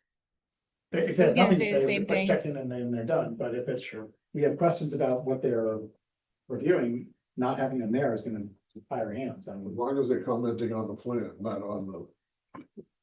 I don't know, but at least we're bringing it up now, so that we're not surprised later. And then, Different peer reviewer, the other thing that's excluded is supplemental review of documentation submitted as a result of the review comments. right, which is usually a second round of comments. Lou has responded, Right. or they respond, and Lou has a chance to respond. Right. Right now, But they that's- would not respond to that Correct, that's response. excluded. Right, which is- Ideally, if the peer review is done thoroughly enough, all we would need then is the response from the applicant. And I then don't think we, that's ever been the case. and then we decide if the response is adequate or not. But if it's not adequate, the way it's written, then there'd be an additional fee to have them. this was one and done. So as long as that's understood, And if we are not content with that, then we have the right to say, we need some additional to the applicant, we need some additional review on these points that they brought up and you respond to. We're not clear, we want to get some second opinion, we'll get a supplemental proposal from them for very limited scope, answering the questions, and then we'll present it, and if he approves payment, then we can move forward and get that. Okay, so we have options to get that, done in this earlier way, which is a new way. Yeah, just be aware that this bid is potentially, kind of low. Based on the fact that there may be additional things required. Usually they fluff it. And there's extra. So- New peer reviewers, so. But I'm familiar. I'm not saying that they're gonna be perfect, we don't know, we're doing what betting we can and so forth, but We'll try to work it out. right, we'll see how it goes. They've been around. Yeah. Around a while. They're known and it's not that, okay, so I think to answer your question, right, you'd like to get a response from us, Yep, whether we're if comfortable. we're good to move forward, I I can work think with with that one, just not just there. Yeah, because that was it. I One- mean, one- have the one yeah. meeting. Yep. Okay. Yep. And Ariane, do you have any other things other than having them add one meeting to the scope? Nope. Okay, all right, I will look for a motion to accept the peer review proposal for Beal and Thomas, With the with the addition of one virtual or on-site of their choice meeting attendance subsequent to their providing their review, because we don't want before that, won't do any good. And that did for one site visit, right? Yes, Yes. yes. Absolutely. Yep. Okay, great. Anything else that needs to be added, or they got motion, accept that motion if you. So moved. Second. Second, James, thanks. Any other discussion about that? Okay, hearing none. Ariane, Aye. Don, Aye. Neil, Aye. James, Aye. Mike, okay, unanimous vote. So, we will need to continue this, obviously. So I'll accept the motion to continue this. We don't know how fast they're gonna get that. I act have together. a question for Lynn. Yes. Yes, that's fine. We'll bring up for discussion right now. Take a motion to continue this hearing for now, I guess, just one meeting, or do you recommend something else? Oh, are they questioning before or? I think Prior to- before we vote, you said, so I Oh, think okay. if we'll bring up to discussion, since we got a motion in a second, but do you think one meeting? It's time. I was just gonna ask if there was a timing question that we could ask Beals and Thomas's, how long do they need it, but. Yeah, I don't, we won't know until we vote to continue, and we have to set a date in the continuance, so. The other question I have, are you meeting a regular schedule during the summer, like twice a month, or are you? Pretty much, yeah, when town meeting stopped just last, Okay. for one of the meetings in June, but otherwise we meet twice a month throughout. the So summer. it'll be the 9th or the 23rd, right? Right. So I have no problems if they're going to get a report to us, Myola. That's all right, go ahead, we're scheduling a time. I have no problems continuing to 23rd and with the stipulation that they provide us something a week before the meeting, so we have something to comment Yeah. about. Right, if I think the they, 9th is probably rushing it. yeah, that's fine, I'm not rushing, so I'm happy to change it and move back to 23rd. But maybe they can provide a report by the 9th, for the 15th or whatever, and then we'd be Yeah. able to come back with some. And I can express that in the go-ahead, I think, too. Yes, Get it but to us at least. I don't wanna like give him a date where I'm committing them to something. No, no. Timeline. No, just Okay, time. just managing expectations. So we'll continue till the 23rd, and this is 23rd, right? 14th. Yeah, 23rd was. 23rd at 7 PM, accept motion to, and then we'll ask James. So, James moved, Second. Don, thank you. And any other discussion, James? oh, yeah, so I know you got that initial determination letter from Natural Heritage. Yes, Have you had additional consultation with them? Where are you in that? they're ongoing. Okay. But they gave us a, letter that said it's no take. Yeah. For the roadway, so, Right. in fact, I think it's under their regulations, they can't have a take for the roadways. Right. Well, so it's, I believe what they gave you was like pre-filing Yeah. guidance. Right. You still have to, you're still doing your CMP and everything. We have a lot of conversations, Yeah. we're not able to talk about it. No, okay. Understood. But that's just, I was the roadway curious. impact, not any lots, correct? Alright. Not gonna have ourselves, that answer your question? Yep. Alright, Ariane or anybody else have any other discussion questions for this? No. I will briefly ask the members, because I realized I didn't do that during the actual hearing. Does anybody here have a very pointed not personal, pointed pertinent point about this particular Blackstone Street, not the lots along it, just the Blackstone Street project? Oh, If you have a, No, go ahead. no, please, I have a couple. I got a couple of real questions. First, I've heard of the 254 Blackstone Street, Tim Mazzardi. First, I've heard of the street actually being proposed as being put through. My issues with this are a lot of things. This street hasn't existed since basically the town has abandoned it, correct? abandoned it many, many moons ago. So it's all overgrown. Wildlife, I've gone down it numerous times. It's overgrown, wildlife has moved in. Other things, conservation land, so if you want. What will be the environmental impact because this land has been transformed the way it has by nature? As far as wildlife and environmentally with increased traffic down this road. Because I can guarantee you, once this, should this be approved, all of the traffic that goes down 126 and turns on Elm Street will now go down Blackstone Street to get to Blackstone. So that's something to be looked at environmentally, because now you've got this road that's. Okay, let Hannah respond. Well, just in terms of the traffic impact, that'll be something that'll be evaluated. by planning. I'll hit Yep, them yeah, next. So Trust me. that'll be a big thing by them. And the environmental impact like, in terms of wildlife and all that kind of stuff. That'll definitely be something evaluated by our peer reviewer when they look at all of the impacts to wetlands in the area. If any of those trigger any wildlife habitat assessments or anything like that, that's something that they'll deal with. And then the other question I have is, should all of this get approved and everything? Once the project starts, is there a fail-safe where you guys go out and actually check that they're adhering to the space that they're going through? Because they've started building across from me on Blackstone Street. And if I remember the plans correctly, looking at the property, the right-hand side didn't go as far over as they've cut in. So is there, I'm not sure what you mean. There were two lots at the corner of Matty Way and Blackstone. Is that I'm, what you're talking about? no, on actual Blackstone Street further up. Yeah. It's a different project, but Okay, I don't know. Checking about out the North project, Street. so I don't know. north and Blackstone. Yeah, So So, that would be. so is there is there going to be checks and balances once things start? If you mean are things reviewed and checked, yes. As they go along? Because- Periodically, Hannah, the town agent, for the Conservation Commission will check on things. The planning board sends out people periodically, Rob, yes, to verify that the stormwater and other planning board related things are being done, the road size properly and so forth. We look at our erosion controls in place.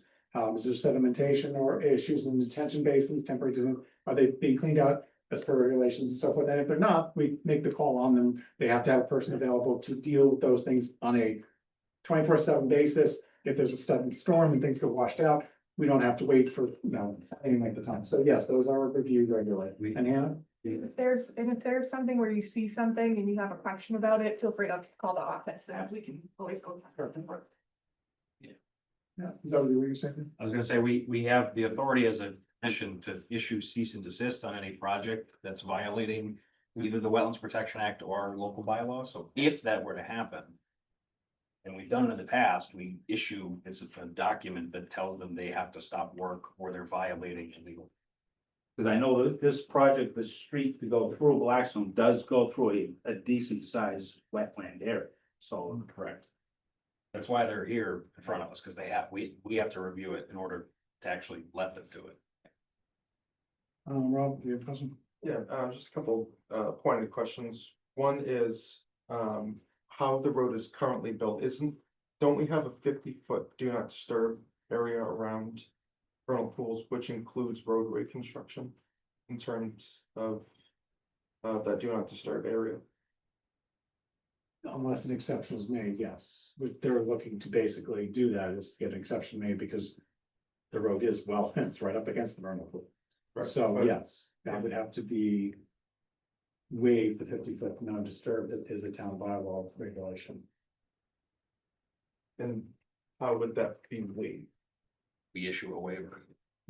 How would that be determined to be waived? When the Beals and Thomas review is done, peer review, and they've got that total plan, I'm sure that will come up and it really ought to. Since they know, they will be cognizant of our bylaws. Whether the state has the same bylaw distance, I don't know, from vernal pool, but yeah, so that would have to be brought up and specifically requested by the applicant. But the peer review has to happen first. Okay, that's fine. And then, Lou, so you had mentioned that that cul-de-sac stops where any,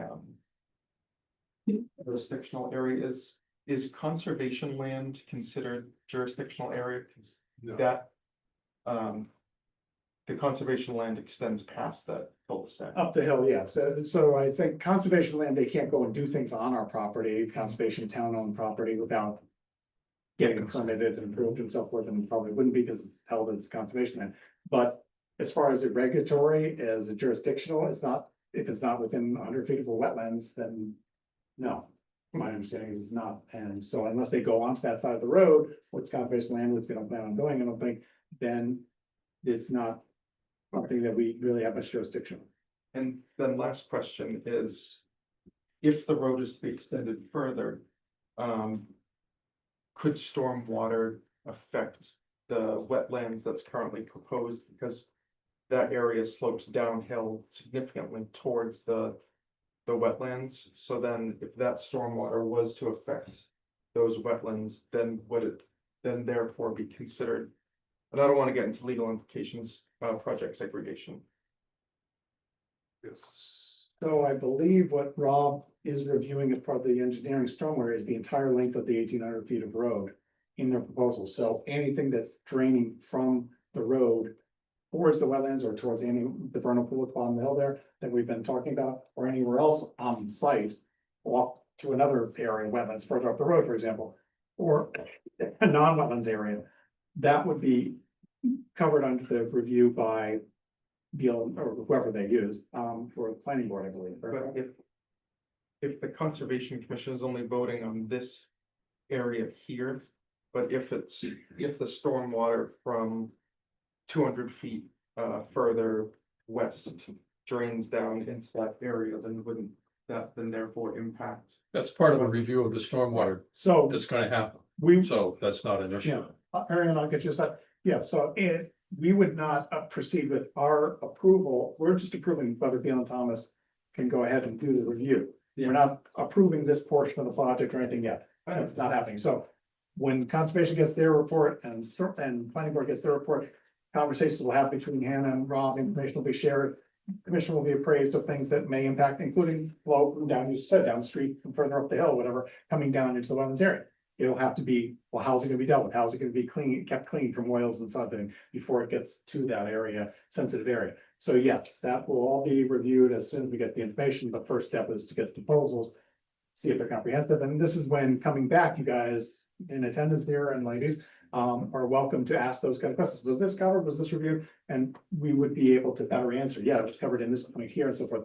Their peer reviews are not secret, information that we can't share with the public. But we need to get them first. Ariane. Go ahead. I just wanted to note that this project is in a surface water supply watershed protection area for the Blackstone River. It is or isn't, you said? It is. It is, okay. Which may I just impact wanted to the note that. review as well.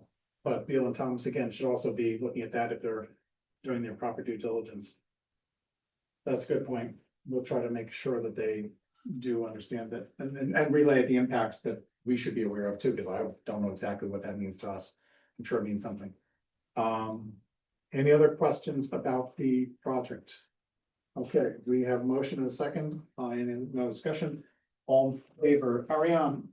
Aye. Approving peer review proposal for Beal Thomas, that is to say. Okay, Don, Aye.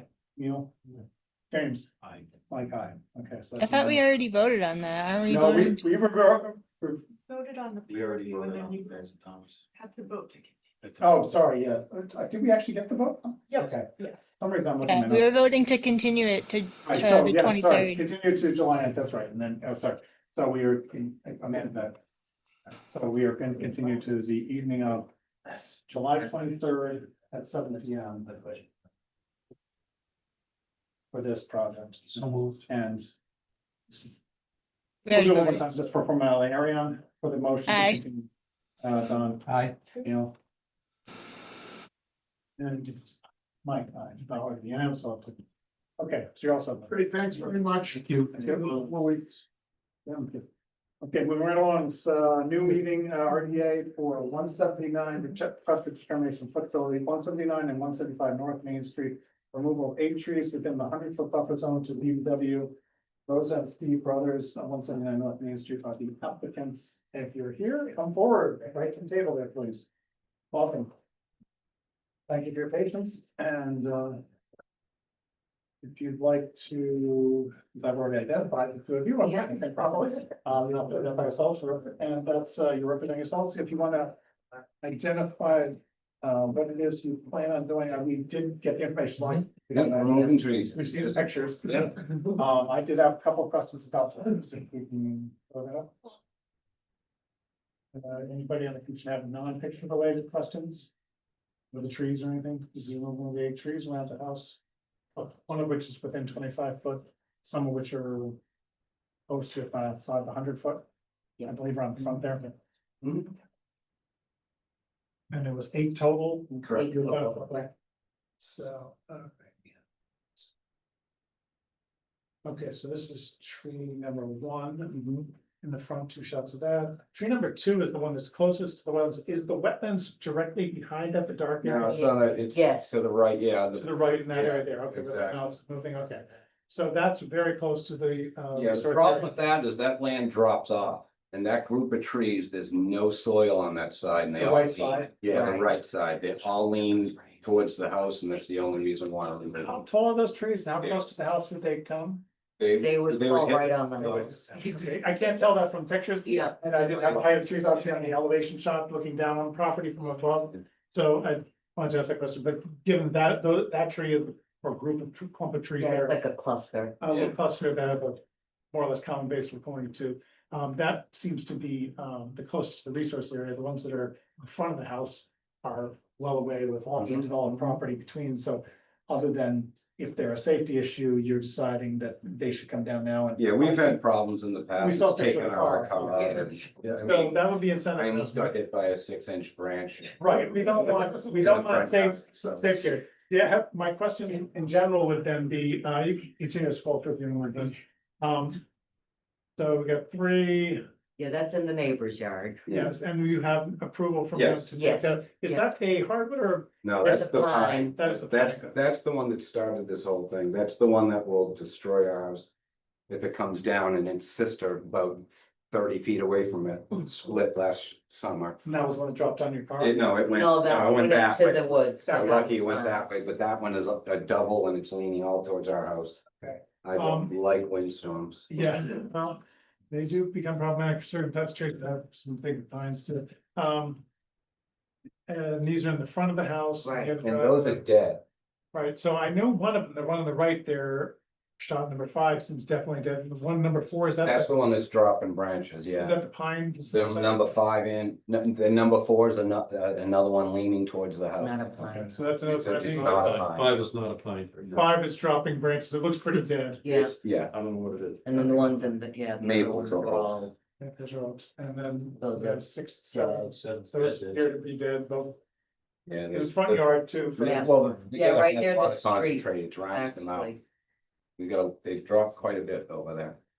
So that's from water, you think, not like the gypsy moths when they came through? No, no. no. So there's room rot. I mean, They're- don't hear trees falling at night. Right there, you know, you hear my daughter, some just fell outside, you know. it's like- Yeah, no, a lot of them on that side where the water, they're just completely So you want dried high up. water, groundwater, is they're saying the yard is wet, pretty much? Not, Not we any- have high water concentration. I think that's why the front ones are a little dead. You know, because of too much water. I'm saying on the right side of our driveway, closer to the property, to the wetland line, they're deader than a North doornail. They're so dry. Probably aerial shot will extend, identifies the trees. Yeah, that's what I was just trying to. Yeah, right there is, Yeah. okay, that's pretty good. So you can see number 2 is right near the wetlands and the others are quite a distance away. Yeah.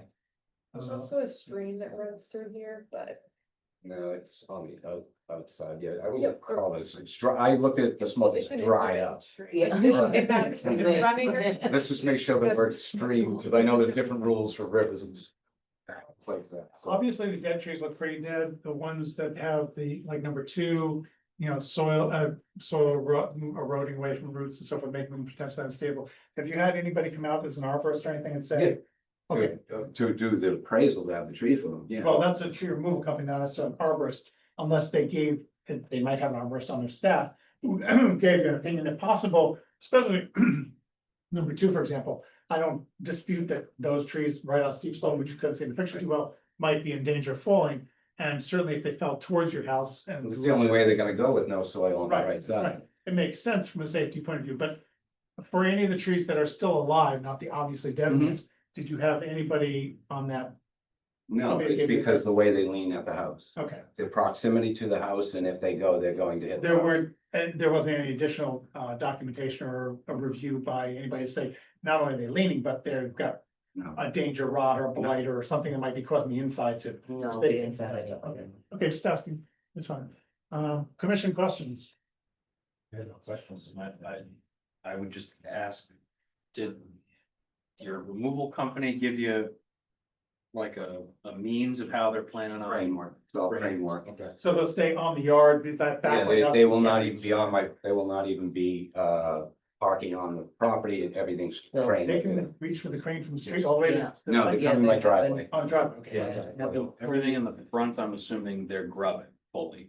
What's that? Everything in the gonna- front, they're removing the roots in the front, They're grinding the roots. the tree. We're leaving Stumps. stumps this year. We weren't All doing, of them? right, this year we were not doing stumps. But ultimately you plant it. Eventually, Okay. yes. Okay, I would say my only request then would be for number 2 to not stump it, Okay. to leave it. Just cut it, Just just cut it and leave flush. yeah. That way it, so the root, instead of. Our proposal to have the trees removed were not, stump grinding was not part of it. We were just having trees removed. So whether they leave it with the foot up, 2 feet up or whatever, in the front as well as the number 2 tree, which obviously we've talked most Yeah. about. That's fine if you want to leave it higher than Yeah. ground, but no lower. Well, when, Ground. Hannah was there, they talked about cutting them at the fence height, taller the better. That number, yeah, the one that's really close. Yeah, that's number two. That's fine. Yeah, that's Yeah. fine. Get it carved into a bear or eagle. Yes. It's not good there on the chainsaw. That's a nice one. Yeah, and there's, Make a little farmhouse. some of them are 24 inches, I think I saw, 8 to 24 inches. Yeah, Is that where the clump is? So. the Yeah. clump is Yes. 24. There was Yeah. no single tree that looked 24. No, no, no. I just wanted to be That's sure. like the. No. And the roots of the tree number 2 staying there, even if they're still exposed without the weight of the tree there, Mhm. they'll do nothing but help stabilize that bank too. You Yeah. don't have to. And is that going down up, I'm sorry, is the backside of that bank totally exposed dirt now, or is it grown over with brush and so forth? A little bit of brush. Over, Is it yeah. stable? Because we're thinking, It's you're mucky- gonna it's lose the mucky yard sometimes. gradually as it erodes. Yeah. Even with the tree roots there, you may want, we just. Ariane raised her hand. Okay, and so my question is, do we want to? It's not reaching too much because it's right on the edge of those, but make sure that bank is stabilized at all right around the tree?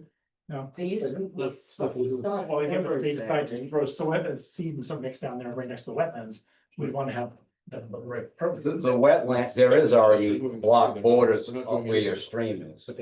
Yeah, there's a rock. 26 feet out is where where the stream is. So where that tree is that we're taking down, it's probably 25 to 26 feet where that actual stream is. I just was thinking, and I was mentioning earlier, if you were thinking of now or in the near future to seed that area, that's within 25 feet, that would become jurisdictional, just to let you know that. If the bank starts washing away and you say, let me throw some grass seed on there or something, do something to stabilize it, because otherwise my lose yard. I'm letting you know now that that's something that we would want to review with you. Okay. So come back to us if you would, that I'm not saying you need to do anything now, and I understand you want to just do the trees, so, okay. Ariane, go ahead. I was curious if the abutter who is gonna have a tree removed provided any written approval. No, we gave him a copy of the paperwork and, We gave the contact information on the report We don't and, need that for an RPA. yeah, and he has we notified him and he has a copy of the report he's spoken already. So, We could get a written thing if that's needed. Marianne, as Hannah was saying just now, you may not have heard, that she does not think that a letter of authorization from a butter is necessary for an RDA if they've been informed. Okay. Do you think that's not true? Yeah, Right, we have proof that it was sent to them, Right. and we don't need a signature on the application itself. You can do an RDA application for property you don't even own. Right. So you don't necessarily need a signature from that other But are property. they not a secondary applicant? No, because it's just an RDA, Right. right? Okay. Just all they need for an RDA is proof that it was sent to that other property owner. Knowing that they've been appraised of it, that they're on board with it, we don't anticipate them having an issue with it. I think I follow Hannah's. And so just to clarify, the RDA says that the closest, or the tree closest to the resource area is 2 feet away. Were you referring to the buffer zone when you said that? So that's tree number 2, and it's about 2 feet away to the wetland that's right next to there. So right on the other side of that fence is a wetland, and then there's an interior intermittent stream.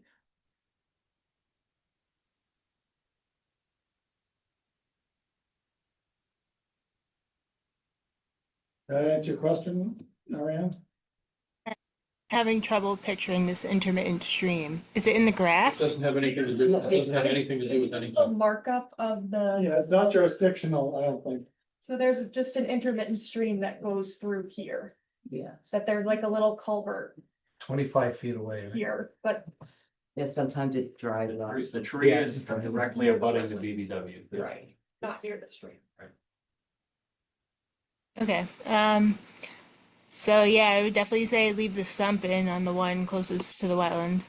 Yep. And are they pulling away? Yep. Yes, so. Okay, any other questions? No.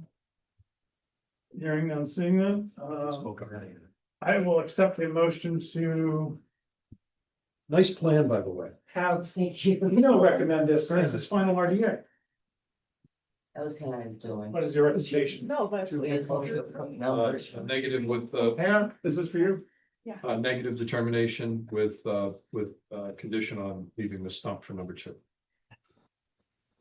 Okay. So moved. Your Okay, 6 seconds. Seconded. Don, okay. Any other discussion? Hearing none, all in favor, Ariane, Aye. Neil, Aye. Don, Aye. James, Mike, aye. Okay, so you have a negative determination, which means you don't need to do anything more than what you've done, except talk to Hannah. And So if you'll get the paperwork within 21 days and then you're good to go. Okay. It should be shorter than that because it's really hard. Great. One time, a negative determination is a good. Yeah, there you go. Thank you so much. always good. Thank you for coming in. Yeah, Thank you thank you for for coming in, not Good luck getting them down. Okay.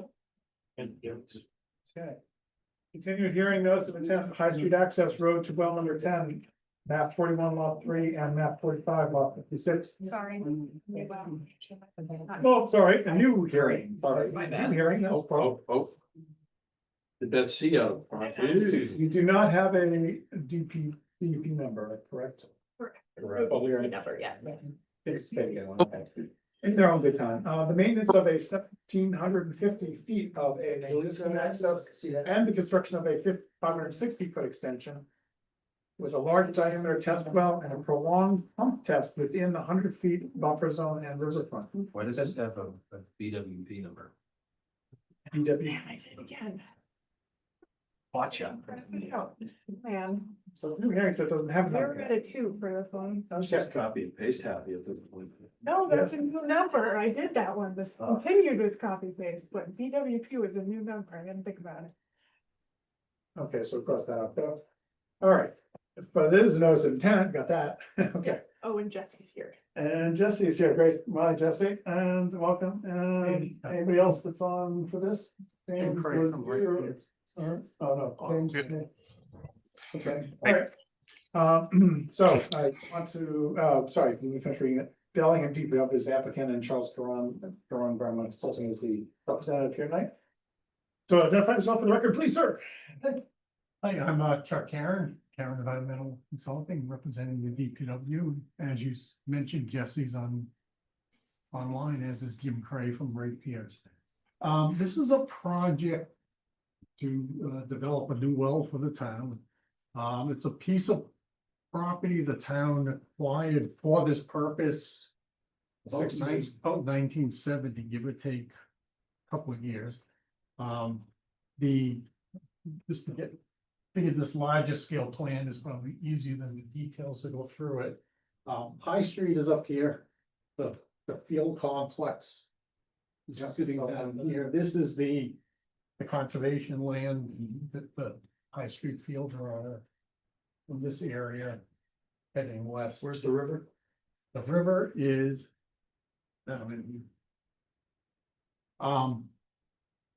So the town, I think they took it by eminent domain back then, is this 400-foot radius circle of property. And at the time, the property line between the conservation land and Barney Brothers runs through this strip we had through here, which is what was planned for access back then. There's a plan of this with the easement from like 1968-ish. I quite honestly don't know what they were thinking at the time, however, because they settled for the access to get here with a 20-foot wide easement. With two 90-degree turns. With these 90 degree, I don't think you could get a car. Back in the 70s, the answer was 20 is plenty for the road, so that's good. But that is not currently the plan of access. You now want to come in further up. I just tried to tell you how we ended up Yeah, here. gotcha. So we actually had gone through with this with a preliminary design. And we walked it with, Cliff and Ann. I remember that years ago that happened. And,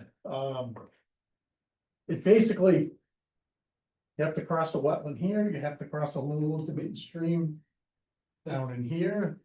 And just, it'd be like frost slopes in the buffer zone along a long stretch of it. It got more complicated because obviously with the 20-foot easement wouldn't work. So that meant the work would have to expand onto the commission's land, which was gonna cause all kinds of Article 97. Article 97 problems that actually. No, I don't even know the details of that. So we realized after that point, just as we got familiar with the area looking here, that through this Viney Brothers property, they had they made haul roads from when this was a gravel operation, came in a good part of the way. So we could actually avoid any wetland crossings coming that way, so, Where does the gravel road stop and the addition start? I'm sorry, but Where's the gravel road? the gravel road is this, 1750 stops right, that's the whole length, 1750? no, it's about 1750 to here where we You have wanna to do the leave additional what's 560. existing to get to the well site. Then you would need the additional 650, or sorry, 560 to the, Yeah, So this, So brand new is just sheet C6.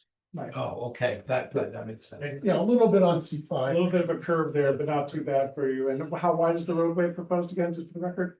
I think we were looking at, we'd have to look at the detail, I think in the 12 or 15 foot range, it doesn't have to be very wide.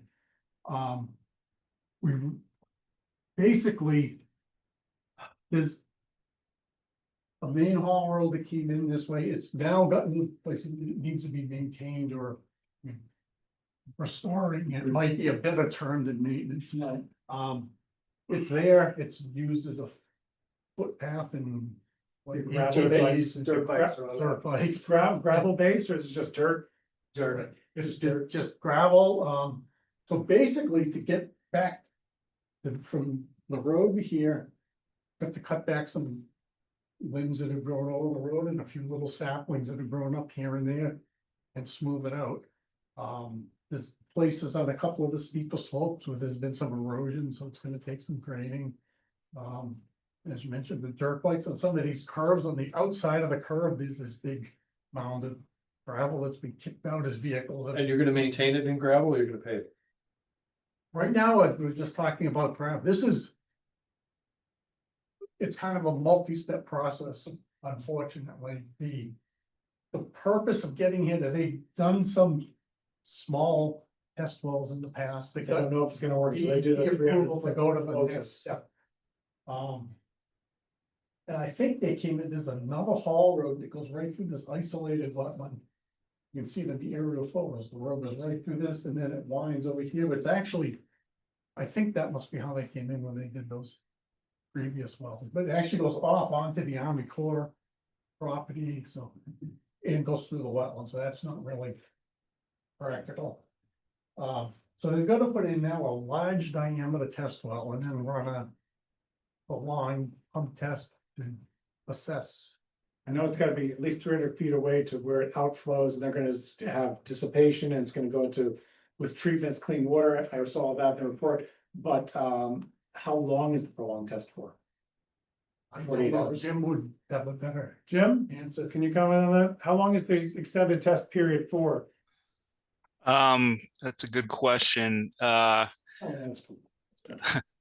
Let me check the, I'd have And to Do you know get how back much to you on that direction one. it It's, push the water out? I'm sorry, what's that? 300 feet out in what direction? The test is gonna go with a 300 foot extension, they say, out into the wetlands area. I assume. The original approval from DEP shows it coming off the, more uplands over in this direction. Okay. But basically, they were showing that you just gotta do over into here, because it's gonna be Somewhere there. And it's just basically laying the pipe out with something at the end to dissipate the energy that comes out. Okay. My thought was that This? it might even be easier just to run a line all the way back to this wetland back towards High. Well, I see Street. this dotted line that goes out from the C6 up into the upper shaded area. I didn't know if that was a plant line. No, that's not, that's Oh, that's the, not a path or something? Okay. That curve I line think there, the you're test right. is 24 hours. That's just what? that's 24 the- that's hours? the, Because originally. How many think meetings that's do we the have road going on? fund. It's not the. Sorry. How many meetings do we have going on? Excuse me, sir, could you, thanks. So Arian, I heard you say 24 hours. Jim, do you agree 24 hours? it's either 24 or 5 days. A lot of times they'll do a 5-day pump test to extend it out a little longer. So, Okay, so. since Guessing. How deep are you going down? give me a second here. I'm just looking at the WS 17. I mean, it's a gravel pack well, so it's between 40, 50 feet probably. It's not a bedrock well that we're doing, so. Ooh. Ew. So yeah, the prolonged pump test is 5 consecutive days. And we will be going down. Give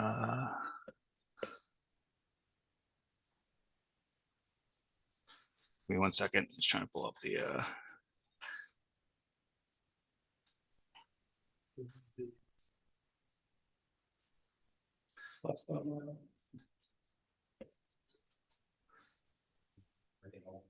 60, 170. Oh, people want to come up with pockets of water to take back to their houses and water the lawns with. Still moves.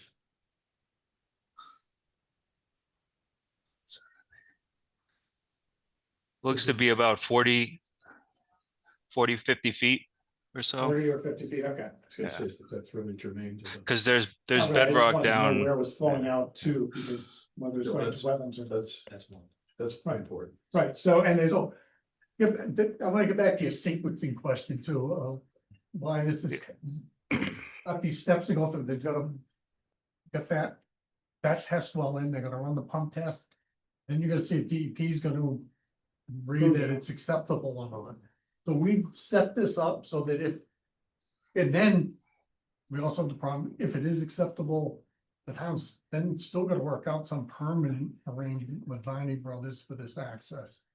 What Mhm. Now is temporary approval to, just do the test. testing the Yeah. temporary access road. That So temporary what we approval. propose is if. Any of that goes awry and this well isn't actually going in and we don't need access anymore, that. The portions of the newly constructed access road. Basically in this section, until we get out of the riverfront area. And a little bit of the buffer zone over here. We restore that as per the plan, and there's a restoration plan in it. Right, and if it becomes, the rest of this, which is already Hall Road, we just. Stay in that. You don't have to do anything to put that, restore that, just leave it, and let it go back to nature if you're going to. And then you proceed with elsewhere in the town or something. If all those approvals fall into place. We're gonna come back and amend this to make this permanent, basically, where we would then have to address what the permanent surfacing would be. If we need any stormwater controls at that point. Where does the Varney property, Water mains out, all those things. assuming the well is gonna go in where it's proposed to be tested, Yes. how close is the Varney, can you just draw your finger along where the Varney property line is versus the town? The well is not on Varney property, correct? Well, the well is in this. Gonna be is almost dead center in that. Corner for the circle, right, It's going right. it's going right about there, where's the Varney property stop, going to the north of that, or are we within And the? Viney property is right here. So in that direction, right, so the rest around there, including that well site, would be in town property, Right, okay, is it conservation property or just town property? this is. That circle is DPW or Okay. town. Town for that, but not conservation. Not strictly conservation. property. So Okay, we're okay conservation. It's only if we ended up having to be on. This piece There's no this way. encroachment. right, I just want to make sure. Those consultations. Sometimes we thought we had property that was under review or jurisdiction or not. And now, do you want to go back and talk about potentially pumping it out to that other area, or do we not know which direction it's gonna go for sure? The 300-foot test, you said just as. We were having it looked up how the period was, the extension of the pump test, you said maybe we would pump it back up and you pointed to step 3. My thought was instead of having to lay it out through the woods and wetlands in this direction. It just run a hose back. You can't be discharging it somewhere that's not gonna affect what's going on, which is what. Right, But if you went all the way back to here where this wetland comes in and there's a wetland on this side that continues down to the river. To the east. Into the That's a into spot the, that you go, another Winter spot that property. could go with that, the discharge from the pump test. Cause River. What about control, what kind of, are you expecting any suspended solids to be No, it's Pumped out, it's just gonna be pure water? Like groundwater. Okay, all right, just didn't know if it was gonna be silted up and we'd have, So that's we'd have to just, do some sort of silt control. There will be a filter bag then on the dissipator for this too, for the Okay. groundwater. So yeah, when they do the pump test, But it is it's not perfectly it's not just clean going water. straight out. Okay, right, so the white areas that have writing in them at the top of the C4, C5, is that Army Corps property? Or are those lots? those look like lots. They look like lots, but I can't read the writing. All these. Yeah, lots those here- are That's all. on the Army top Corps. side of the plan. It is Army Corps, okay. So the question I have is, first off, who would decide where the test goes? To C4 or just up into the uplands of C6? Is that between DPW and the engineering company? Between DPW, the engineering company, and DEP. Right, okay, so you're good to potentially propose that or not? Because the reason I'm asking is, you have to get the Army Corps now involved if it goes to the wetlands flowing up towards the that direction, C4. Not as long as we kept the If it's on there. discharge point on the Barney property. Right, but then it potentially flows over. Right, Okay, where's the bridge? High Street Bridge, is it visible or is it just north of that? that's Way down, Is it Not way the down or distance. is it just a little way? It's down? way down. Okay, all right, so we are quite a ways from that. Okay, all right, additional questions? Are you done? Is that okay? Okay, additional questions, Don? Ariane? No, We do need to schedule a sidewalk, by the way, so Yeah. that's the next item that we want to do after we see if we have any additional questions, and we're gonna obviously want to continue until after we do the sidewalk and. And I wanna see the grading plan, you know, on where you're gonna cut the road in. We have Yeah. those sheets all. Yep. in. So C3 through most of C5 is what you're saying is maintaining existing access. Which Rehabilitate. hypothetically should be. That's gonna take a while. I know. It's gonna take a grader, cause it's pretty rough in there.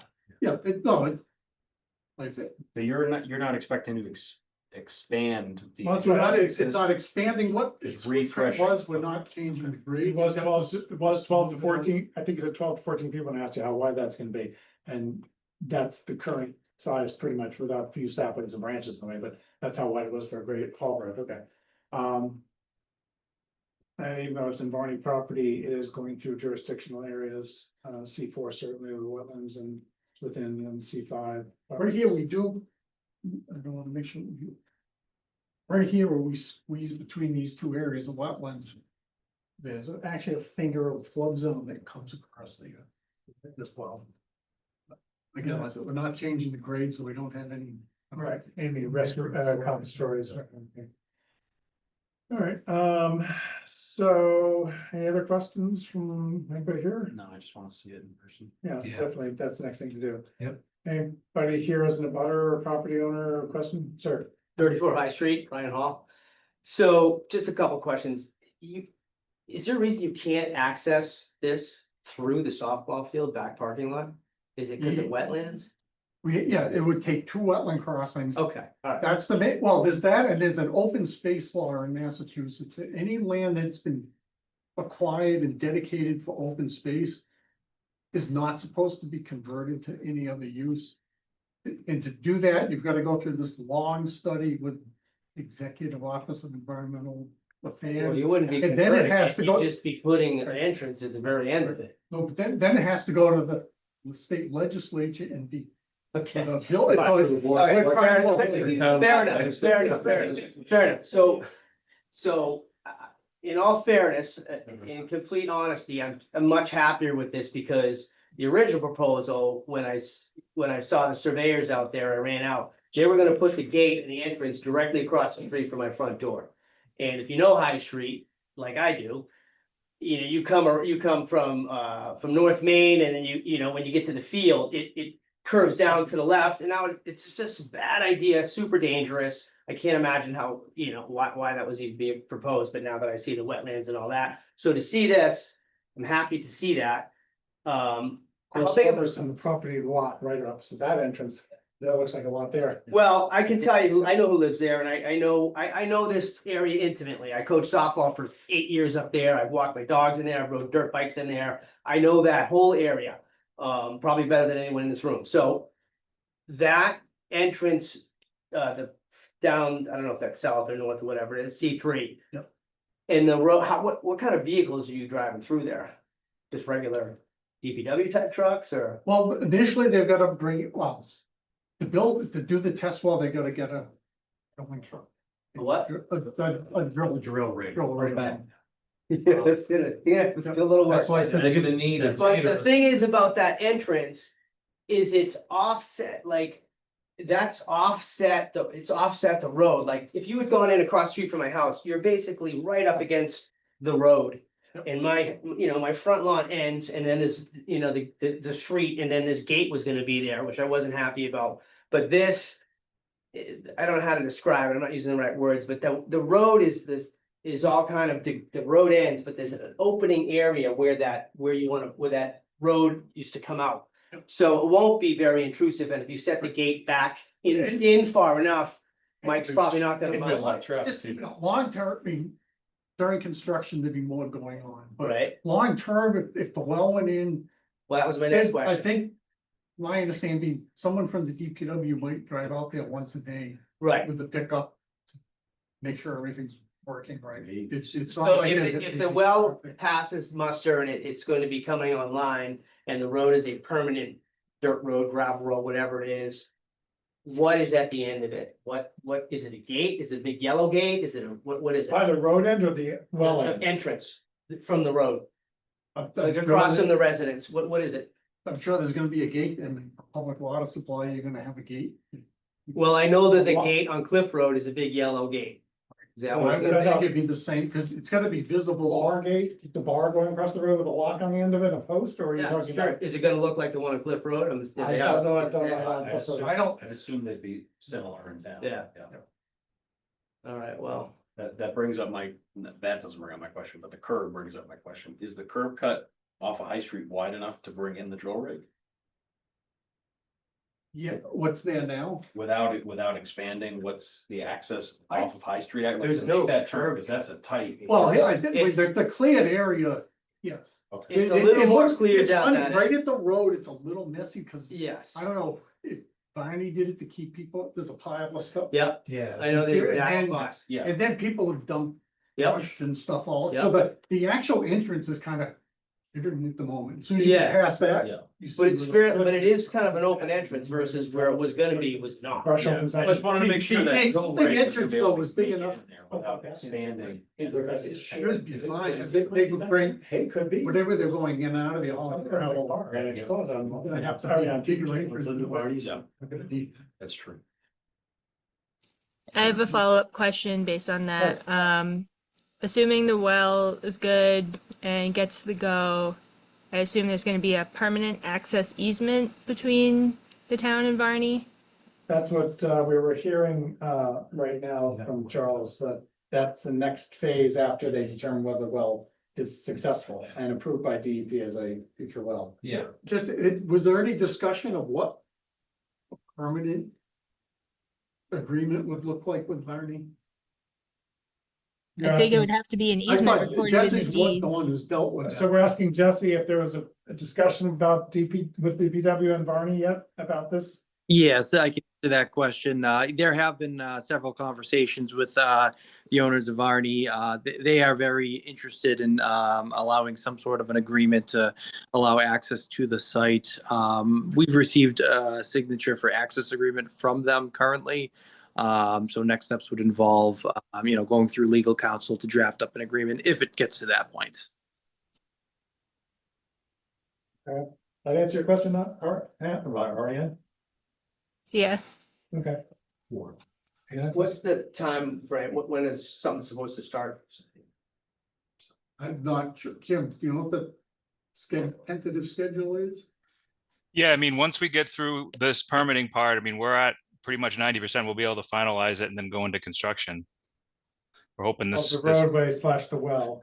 well, the test. just to get the roadway would come first, so we can get, and then we'd schedule the test well portion of it, and then go from there. So, So later this summer is the goal? yeah, that'd be great. I mean, that's what we're shooting for. All right, questions about the roadway? Any other questions from commissioners or staff, sir? Okay. Thank you. Don? Ariane? No, as long as, when they're doing this, they don't, dump any silt or sand or whatever they're pumping out of the ground into the dredge. Aren't we doing a sidewalk? Yeah, what they do. Yeah, we will be doing a sidewalk. I just want to make sure there's no other questions for the applicant and before we take. So are we gonna continue the meeting? Yeah, we will be continuing and then we'll be scheduling a sidewalk again. James, do you have any questions? Anyone else? Yeah, okay. All right, so I will accept a motion first to continue the hearing, the new hearing with some DP and appropriate numbers from the town and potentially attached. Not saying anything bad, Hannah. It's good, all good. But I'll accept a motion to continue to, let me see. The ninth? If you want to do a sidewalk, I'm not sure we're gonna be able to schedule one that quickly. If you want to have that in your pocket beforehand. I think if we can get it on the 23rd and we've got it all covered, that might be good enough time period. I don't know how busy people are in the next couple of weeks. You might have a DEP number by then. And yeah, it's not a DP number, we're not gonna proceed much further. So I unless the committee member has a strong feeling for going to the night and reasons, I'd schedule this for the 23rd. I think we're moving along for some fast enough. Because once they got our approval, if they get it with any conditions or concerns we have, they're legit, then they can go ahead. So I'll accept a motion to continue the hearing to the evening of July 23rd at 7 p.m. Second. So first, James and Don, thank you. We don't have to do a separate vote to do the sidewalk too. You don't have to vote on the sidewalk. I don't think we've ever. You don't have to vote on a sidewalk. We just schedule it, that's all. If we all agree to show up, then that's fine. Okay, well, you said like, first, I'll take a motion, like you're taking another Well, I motion. know, the after motion I meant was to do the, continue hearing, then do the sidewalk. I was interrupted. I think we'll move on or whatever. Continue to the 23rd. Okay, so we'll continue to the 23rd, at 7 p.m. or whatever, when the agenda. Thank you very much, fellows. Thank you, Jesse. Hey, Jesse, thank you, appreciate it. James, thank you. We We didn't vote yet. Once we vote, Ariane, second. Aye. We got a second. So I, Don, Aye. Neil, Aye. James. Aye. Okay, my guy. So it's unanimous. Thank you. We gonna try to work out seriously.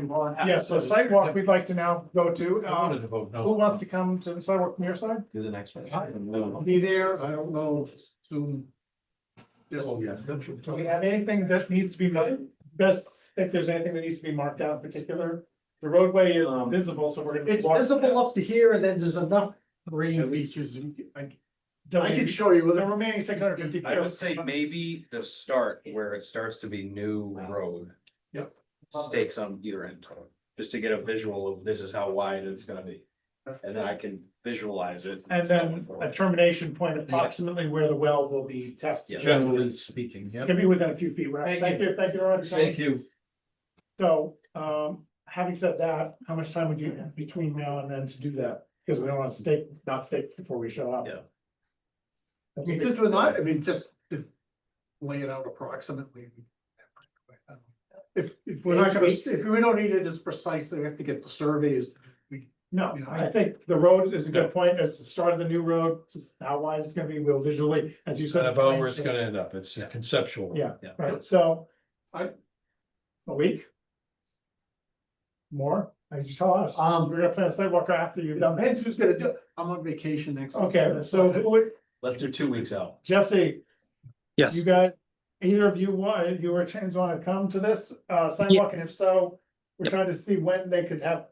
Right. The end of the existing cart path, beginning of the new road, one stake on either side, in case you weren't hearing this, and then one where approximately the well test will be done at the end of the new road. So to put those basically 3 stakes in, how long do we need to wait to do a sidewalk before those are in?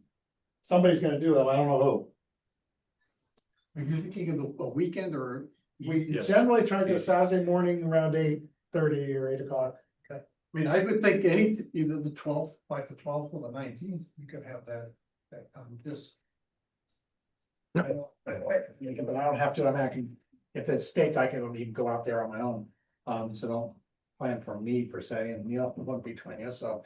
Plus you can just. I'm fine either of those days. Okay. I'd say the 19th might make sense, because it's gonna be fresher in our heads for the 23rd. Okay, Ariane, do you have any plans, restrictions? I wish I could ask Pam or Steve because they're not here, but I'm sure they'll try to make themselves available if they are available, for whichever day. I won't be able to make the 19th, but I can go there just about any time. As long as it's staked out, I can take a walk over. I just realized I'll be in meeting. Well, let's do the 12th. That's better for everybody.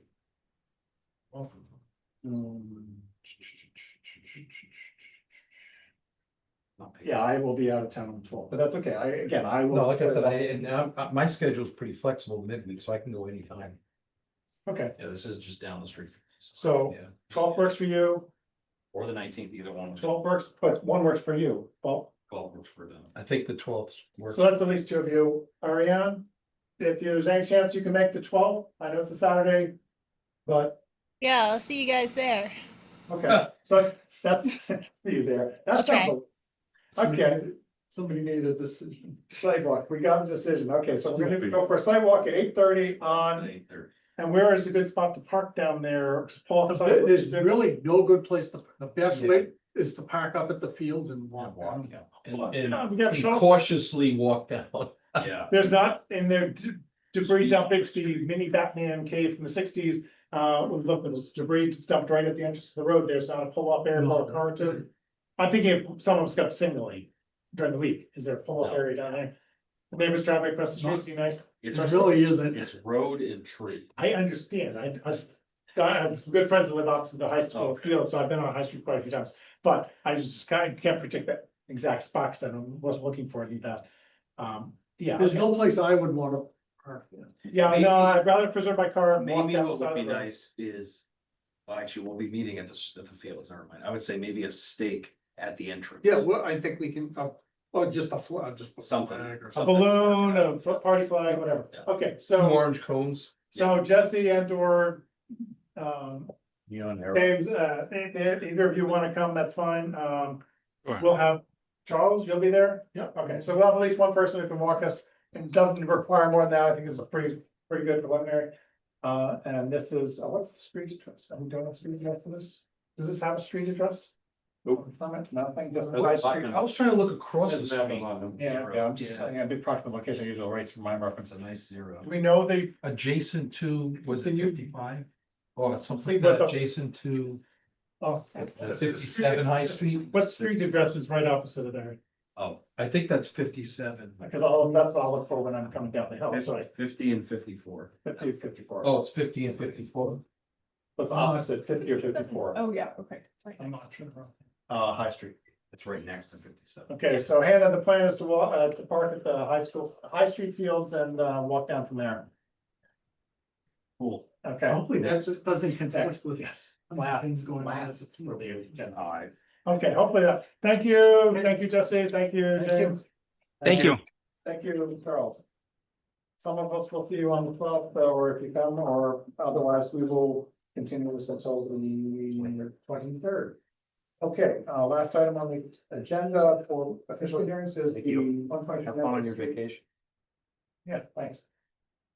Continue hearing for notice of intent, 123 Mendon Street, commercial redevelopment within Riverfront, 100-foot buffer zone, BBW, DC Development Enterprise. This is the applicant, William Helsing, is land planning as the representative, and they have asked for yet another continuation to July 23rd. I'd be sternly looking at Rob right now, but he's not there, so he's.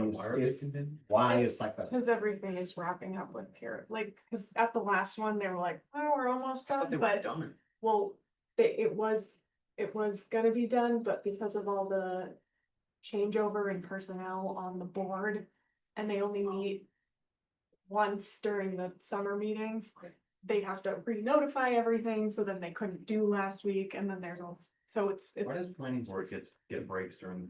Well, they also had two new members come on. They don't have anyone. One was an incumbent. 10-day or 5 That day. changed. So thing. on the planning board, the current board as is slated now, Dan, whatever his name, got re-upped. He was an incumbent. Who was the other person that didn't go for it? I'm not sure. So there's one person that was on the last planning board before the elections that is not currently. I haven't had a chance to compare the oldest and new. You have, 45 or 1,000 people around too. Yes, I understand that. I see that. Yeah, okay, thanks. the reminder, but I was just curious as to, I know that's causing somewhat because they have to I really Okay. don't know. Okay. Hopefully they'll be up to speed then by the 23rd. Yeah, So that should be, everything should be done so that they don't be nervous about like closing and then making different changes, so. Okay. So we have continue a, it. You what? Next. which I know you said nay to last time, but the reason is the planning board is new people on the board, so they have to re-notify because of the elections. So it's not necessary, and the fact that they were so close to. All right, entertain a motion to continue to June 23rd. Second. Okay, all in favor, Ariane, Aye. Aye. you know. You can say no again for that, okay. I'll say no to this one. Aye. I don't care. James I, says DK. aye. I'll abstain, how about that? James, Neil's abstaining for the record, there we go, and the mic is perfect. I would say, so it's moving along Other business. to the July 23rd, 7 p.m. Thank you very much. Okay, we have represent the property owner from 45 Ruth Allen Road, notice of violation is online. Ladir, welcome. You hear us okay? Wow, welcome. Yes. Thank you for being patient and hanging in there for the meeting. So we have received in the portal some information. I don't know if James, you've been by there recently yourself, can I have anything to add? Hannah, can you, because I didn't print out that, what was in the portal about that. Can you sort of either summarize or bring up what the questions were that we were going to try to work through here for this violation? Some stuff has been done to address the board's requirements since the last time we met on this project. Some other stuff has come up about what can we do now because, for example, the hillside is going into ferns and the tree matting down. Just give us the cliff notes, what? Yep, so we were actually sent some photos of the work that was done recently. So they removed all the stuff, so his daughter Victoria, who's on with them, sent some photos.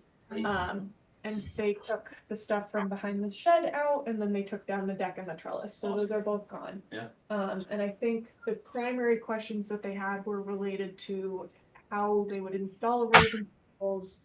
I gave them some diagrams of how that jute mesh netting would be placed on, and they were kind of confused on how that would be done with the amount of vegetation that's on there. And she sent me some photos, so I can share those with you guys now. Yeah, if you go to your basis.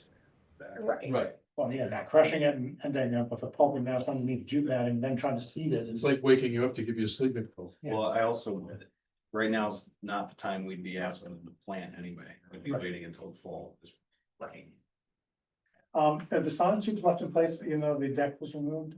I think That was what was supposed to be done. Right, So. yeah, so. Okay, so this is the top edge, yep, the bank is the right, yeah, okay.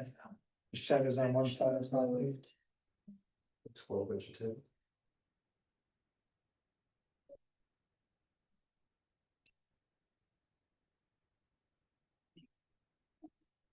Oh, this ends individually, there you go, there you go.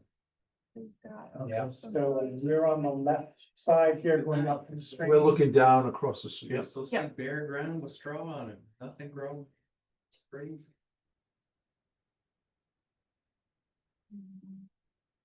And that, a couple of the planting, two of the plantings at the base are those, the Japanese maple. Oh, that's really close to that bank. Yeah. Oh, we actually removed the Japanese maple tree. That's been removed. It's in actually that box, the black one right there. Oh. So those are already the plants that actually grew in, just saying. Oh, I see, yeah. those So are- you move those back up to the top of the slope, down the bottom where they were growing. Well, those were the ones that were installed that were invasives that we said should be So taken out. Gotcha. They're in planters now. Okay. Trying to visualize where is that at the top of the bank. Not that. I feel like this is a bit orange. So that's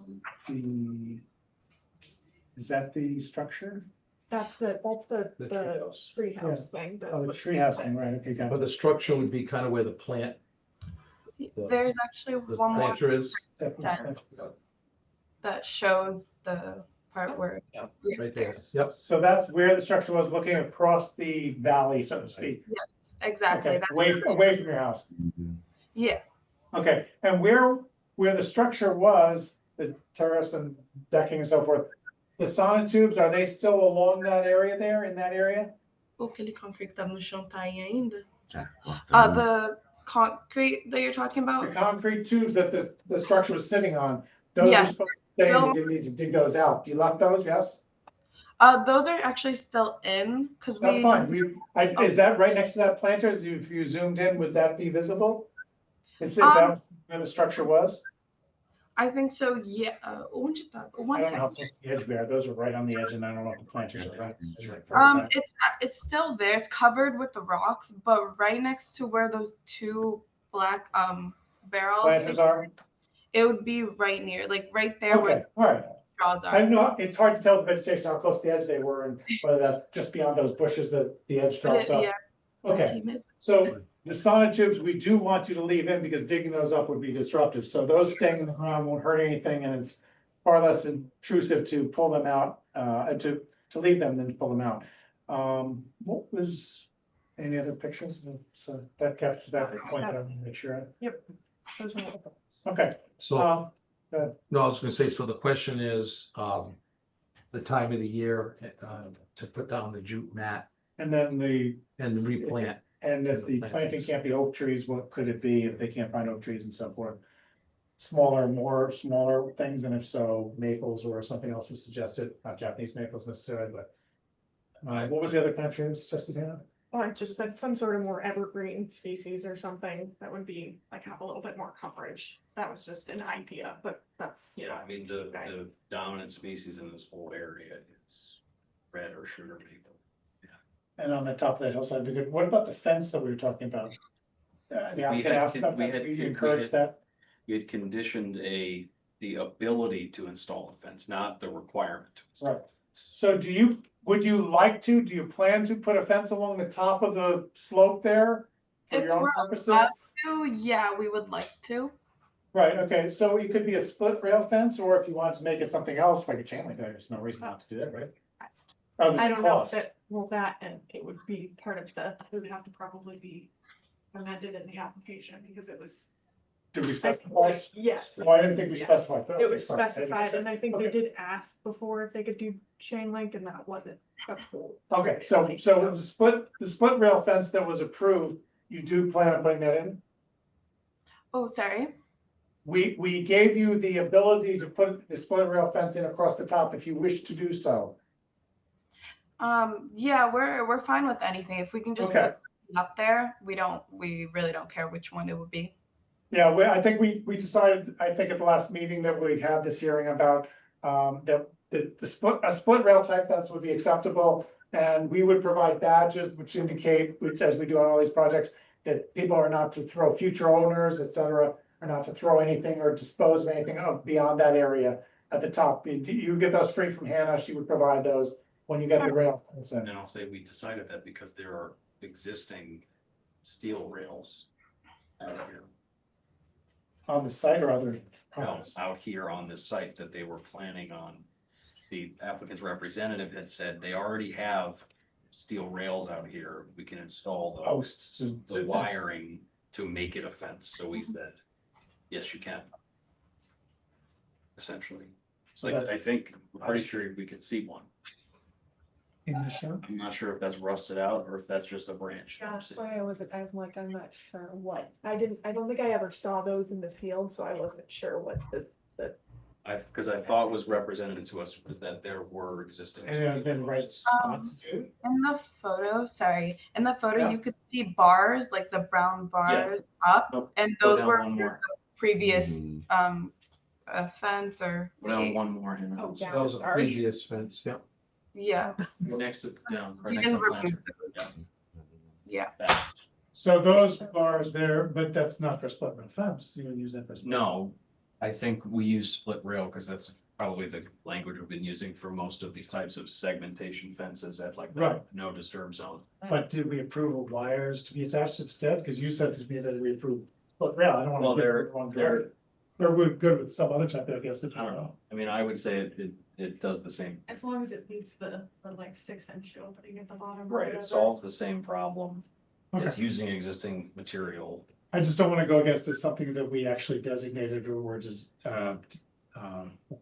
gave them the authority to do one thing, a type of fence, but not Yeah, this I type. mean, we would be the only ones that would be issuing a violation, so we're fine with it. Yeah, okay, I so, can't imagine it. so we're just, sorry, to have a little discussion. So those brown steel posts that are in the ground and your consultant had suggested you could potentially run a fence along those. Do they exist across the whole top edge? É o negócio inteiro que tá cheio desses negócios, né? Mhm. Yeah, it's the whole, top row. So you don't have to add new steel posts, they already have the posts, okay, good, I didn't want them digging up and on top of the slope, okay. So I guess you would have two options that would be good for the commission. If you want to use those steel posts, clean them off, whatever, and attach a fence of some sort, wire fence or some, small amount, I don't know how tall they are, I want to say chain link if you're going to get to, whatever, some other type of fence to those posts. Yeah. And I don't know what type you decide to do, that's fine, but you would need to leave an allowance space, a clear space at the bottom of the fence to the ground of at least 6 inches so that animals can get down there, wildlife can get up and down. So we don't want a barrier, total barrier right down to the ground. So if that's what you want to do, fine. A split rail fence avoids the need to do that because the split rail fence has lots of gaps, so you don't have to put that clearance. Your choice. Can we give this to them in written words, like easy Yes, we'll instructions write for them this to up as understand? We'll Like write not in order of conditions language, like easy instructions, because I mean, Well, it's that- pretty yeah, clear you to me can. that their English as a second language. Right, Yep, and most of this has been communicated by email. all right. Perfect. Okay, good. So the other question about the June matting, do we agree that this should be done in the fall? I mean, ideally, it should have been done in Spring, March. we thought it would be done. It months should have been ago. done in March when this herbaceous layer wasn't here. Right. Hypothetically, they'd have to wait until late fall for this to have dieback. Because the only way those blankets work is to have constant contact with the ground. Is the seed already embedded in the June matting? No, you'd have to seed. So would They they, still need it. well, the question is, this No. all dies back in the fall to almost nothing. It was bare, almost bare slope at one point in time in either pictures or sites. So you're gonna seed with something that won't die back? Ideally, yes, because the fern layer is very thick, but it dies so back completely It dies back above the soil. It doesn't die back under the soil. as much, but it's a very steep slope. I mean, it's not quite vertical, but it's definitely. Most New England natives, like a wet mix is all perennials, so they stay alive and hold the roots. As So, opposed to all of this sweet fern and stuff out here dies every year, right. and then it erodes. regerminates because. So my question is, June matting in late fall, but seeding in the following spring, because you can't really seed late fall and have the seeds take effect unless they really quick. Right, that's why we kind of had the perfect opportunity to do it when we had ordered it done. Yes. I would say at this point, it's against my better judgment, because I just want them to be able to do this quicker. It's held up enough. I think they should just be seeding with a New England wet mix At what point on in this time? entire bank. Now? In the early fall. Early fall. And not do the jute mat. Yeah. I'm okay with, It's been, but doing the the lower additional part of the treat- bank is stabilized while there's an herbaceous layer. The only issue we have is when it's in the dead of winter Right, and that's when it can and we erode. get a washout, because we don't always have snow. We have frozen And you conditions. could see that had happened there. Right. Okay. So seed mix is proposed for fall of ages. Do we already have a seed mix selected that has been recommended by their representative or?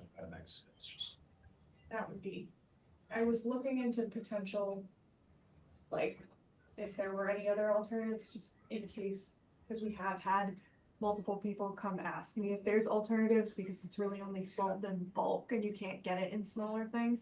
But I haven't really found a good alternative to that. If you can buy it online, Yeah, but it's only in, you have to buy like 3 pounds. So you can only buy it in bulk. And I actually reached out to them and they were like, yeah, we don't sell it to other people to be sold to small owners. So, I mean, it does seem like the best mix that's out there. And that's the only thing that I've really seen prescribed for those restorations. But you do have to buy A it. pound Mike does like 2,400 square feet. Well, I'm just saying that the weight size of the 3 pound bag seed doesn't sound like that much, but yeah, I'll take your word for it. It may be overkill. we aren't required to provide that if their representative can look into it too for them on their behalf. And they should, because I just, I think they're representing. I'm on Amazon right now. I'm on Amazon and they have a wetland and pond edge native seed mix. $9. I wouldn't trust that. Just looking into making sure that the like mix Ariane? is actually appropriate to. Right, this says northeast. It's gonna be like all tree of heaven, All tree of heaven. Is it? probably, or like native plants in India or All China. right, so we don't need, I don't think we need to specify No, something to search for right now. I don't want to take up any more time on that. So just for your review, what we've been discussing, in case you can't hear clearly, is the two parts. One is the fence at the top, and the second is the jute matting and the seeding, and actually there's a third item, and that is the tree planting. So this is not the time of year to do the jute matting. Obviously, they would press down on top of everything there, so you really wouldn't be successful, I don't think. That should have been done in early spring before anything grew up. So we're past that point.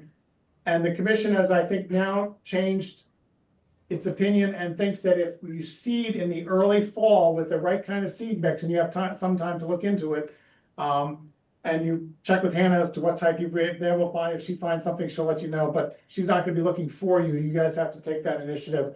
And it's a wetlands, what's it called? There's a few different ways. It's usually called a wetland mix, a conservation mix, a wet meadow mix, a wildlife mix. Yeah. So Hannah can provide a little bit of better idea if you're not familiar with how you might want to research that. So no jute matting, put seed down instead in the early fall is the plan. Once the ferns and stuff start to die down, because if you plant now, the seed won't grow. And then the fence at the top, if you do split rail, that's fine. If you want to do the other type of fencing, wire fencing with a post, just leave the 6-inch clearance and let Hannah know that you're doing it that way. And the third item was, we had required some plantings, which were 3 red oaks. 3 red oaks, but I know that there was some problem getting those of how much size? They were like 6 feet. 6 foot tall, roughly 6 foot tall saplings. 3 of those was part of the condition.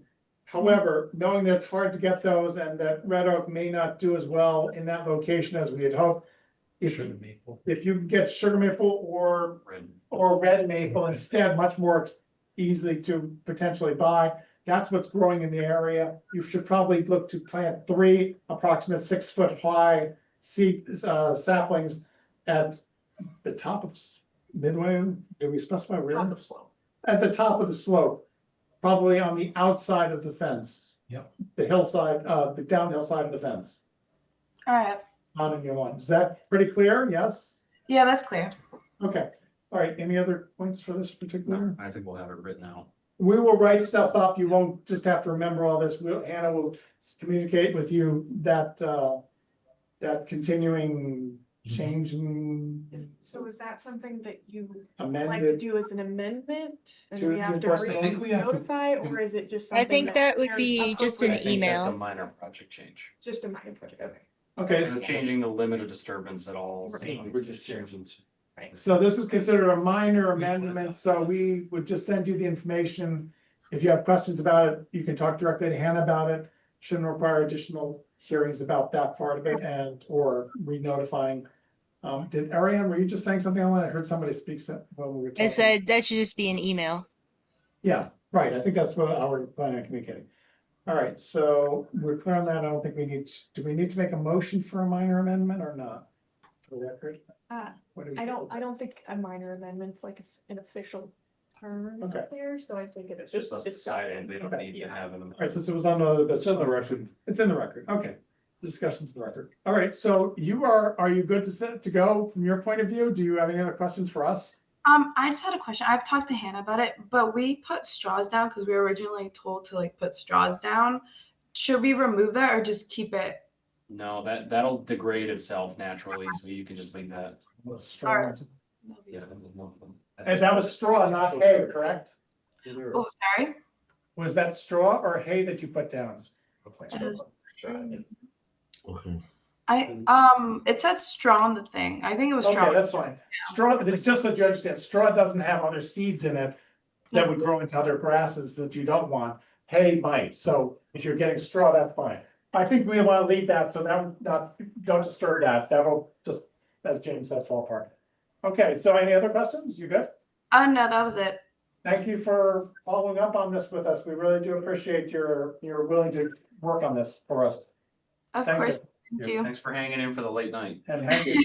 It's Thank okay. you. I told her 8:30 and then somebody canceled and then I was like, oh, never mind, come at 8. So, Oh, no. Oh, okay, thank you. yeah, I tried.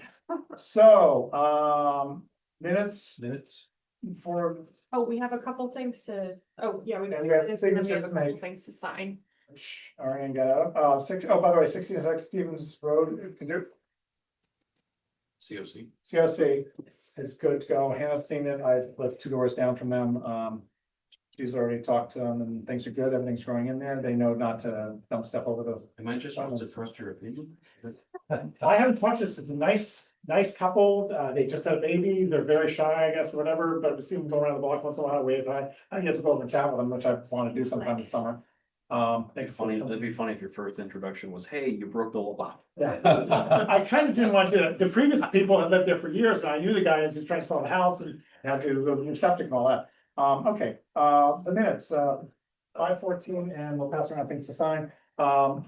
I did a question about, not an amendment, but it's a question for Hannah, so I'm not gonna leave that. Anybody have any comments, questions about either the 5:14:25 minutes or the 4:23:25 minutes? Yes, my only questions are we gonna talk about the 4,000 pictures you sent us today? Yes, briefly, just saying I sent them, and Well, and part of that is the emergency. yes, right, so we have two sets of pictures that I sent. Wait a minute, let's skip that for a minute. No other comments about minutes? No. Carry on. What? Any comments about minutes? No. Okay, Don?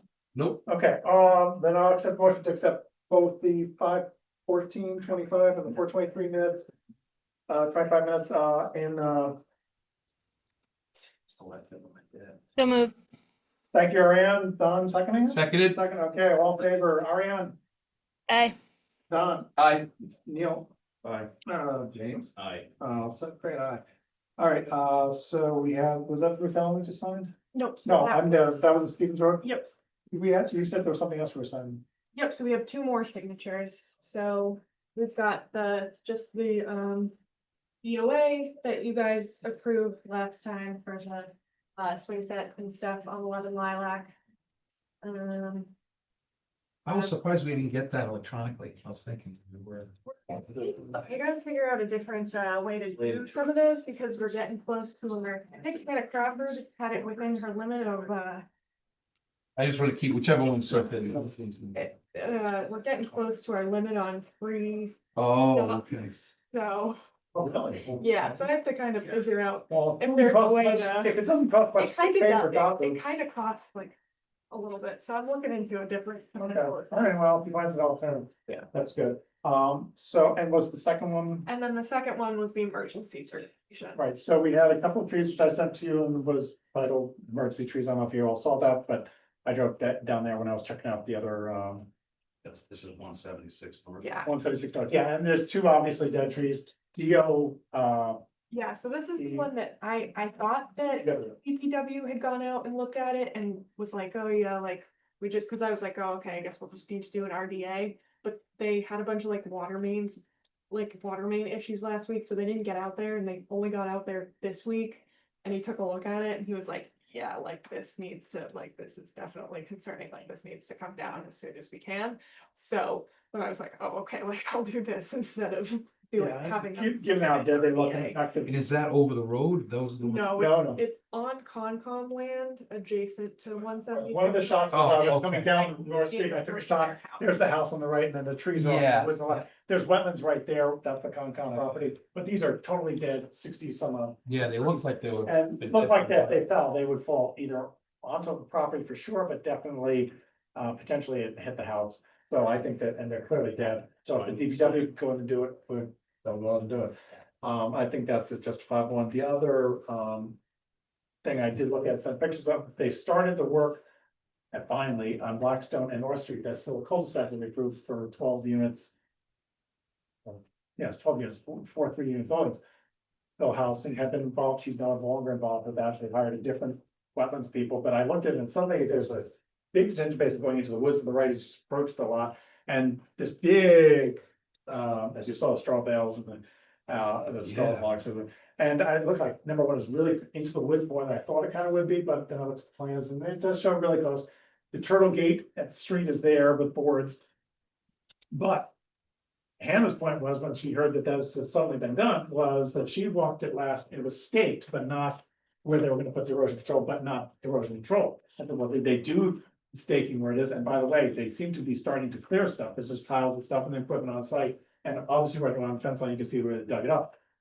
And Hannah's point was they shouldn't have started until they got back to her that they. Right, you should have inspected the erosion control before any work started. Well, but I think to be fair, I did take a look at the photos you sent, and I think some of the cutting that the tree, like of the tree line that was done, that did look like the area inspected when the stakes were in, and it did look like that it was just done to access that area because it is very thick in that section. So to install the tree barrier, I mean, the turtle fencing and everything, and the straw wattles, I wasn't super surprised by that. But I did let him know that he needed to be stopping any of that work until they are supposed to report. There's been some confusion because he's a new developer and he hired a new environmental professional. So there's been like a lot of, nobody on the original project is still on the project. So there's been like a lot of communication back and forth. I've been in touch with Natural Heritage because they're very involved in this.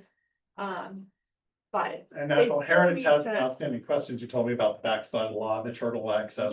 Yeah, so there was, not super significant, but they do want to make sure that the person that's doing the turtle searches is super qualified. So I did reach out to them just to let them know, like, hey, they started work, just making sure that they've I have a call You know, for at 9 a.m. finished that. Oh, okay. But I can talk. Okay, yeah, I sent her an email like right before the meeting, just being like, hey, Lauren, just to let you know, like, I was just like, just to let you know, we started work, like, and then also I let the developer know, like, hey, you gotta stop work, like, we need to make sure that the declaration of restriction, that's the only other precondition that they need to meet, is making sure that the declaration of restriction is recorded. He thought it was recorded because it was recorded in a different document as part of the, like, CR filing, conservation restriction filing, but it wasn't done properly, so it needs to be like out of that document and its own separate thing recorded. So I let him know, like, you can't be continuing any work until that portion is done. And I gave him, I'll be out on tomorrow and Friday, but I gave him Rob's contact information. So they're gonna have a chat tomorrow just to make sure that they know. So we had a plan developed by professionals that's being executed by amateurs. Pretty much. Or new amateurs. When Hannah says she's gonna be out, she didn't mean out to the site check it, she's off for the next couple of days. So I thought, yeah, it was good to reach out to them, stop and today when I was talking to her and I noticed that. But my concern sort of is, at what point in time do they have to go through and collect the turtles? Was that before they put up the stuff? Because they have tracks running all over the Yes, site now. they- Tracks where they would have been running over turtles in that So area. you can have someone do the person that is on their team that is in charge. So this is kind of outside of our like, So, right, so if Part- Natural Heritage has an issue with it, they can take Part of the issues TPP with is it, always a but. daily sweep, so it's not like they remove them and then they're removed. well, I was, They can still wiggle their way in even with these separation fences up, so every day they should be having someone before construction sweep the work site, removing turtles, holding them until the work is complete, and then placing them either back in the work area if it's safe, or outside the work area facing the direction they were going.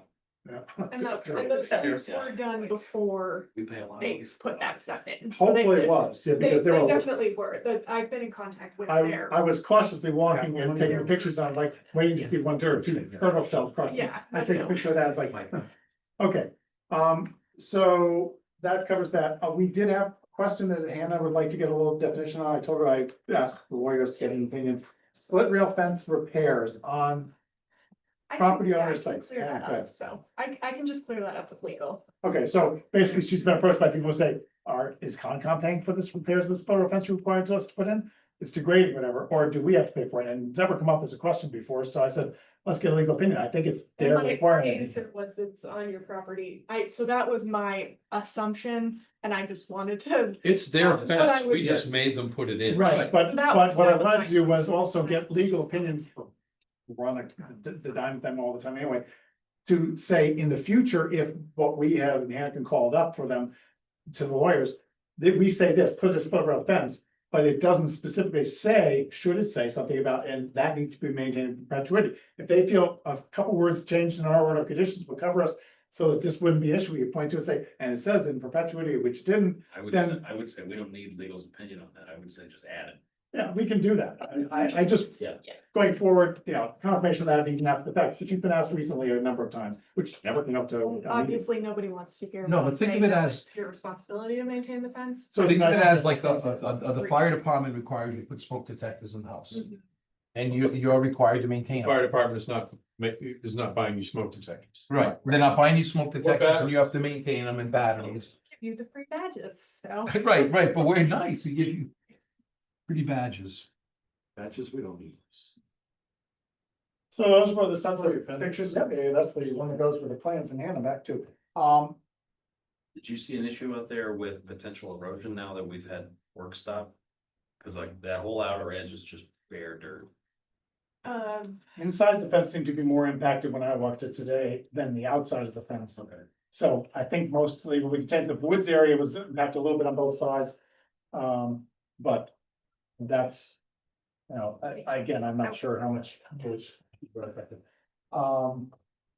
Last thing on my notes to do is to thank Neil for 23 years of Yeah. service You're gonna miss us. and say we will miss you and your experience and comments have been a real asset to the organization. And I know you won't miss us too much, but You really started doing this when I was 4 years old? yeah, Thanks, Neil. there you go. Enjoy your Wednesday nights. Yes. Yes. Let's do something fun on those Wednesday nights. If you feel bored, you can access the web. You can listen Uh, live. You can listen Oh, live. boy, Yeah. Call in. With all that free time, what are you gonna do? I don't know yet. Anything but this. But seriously, No, that's a thank- long yeah, time. I that's- don't know if I'll last that long.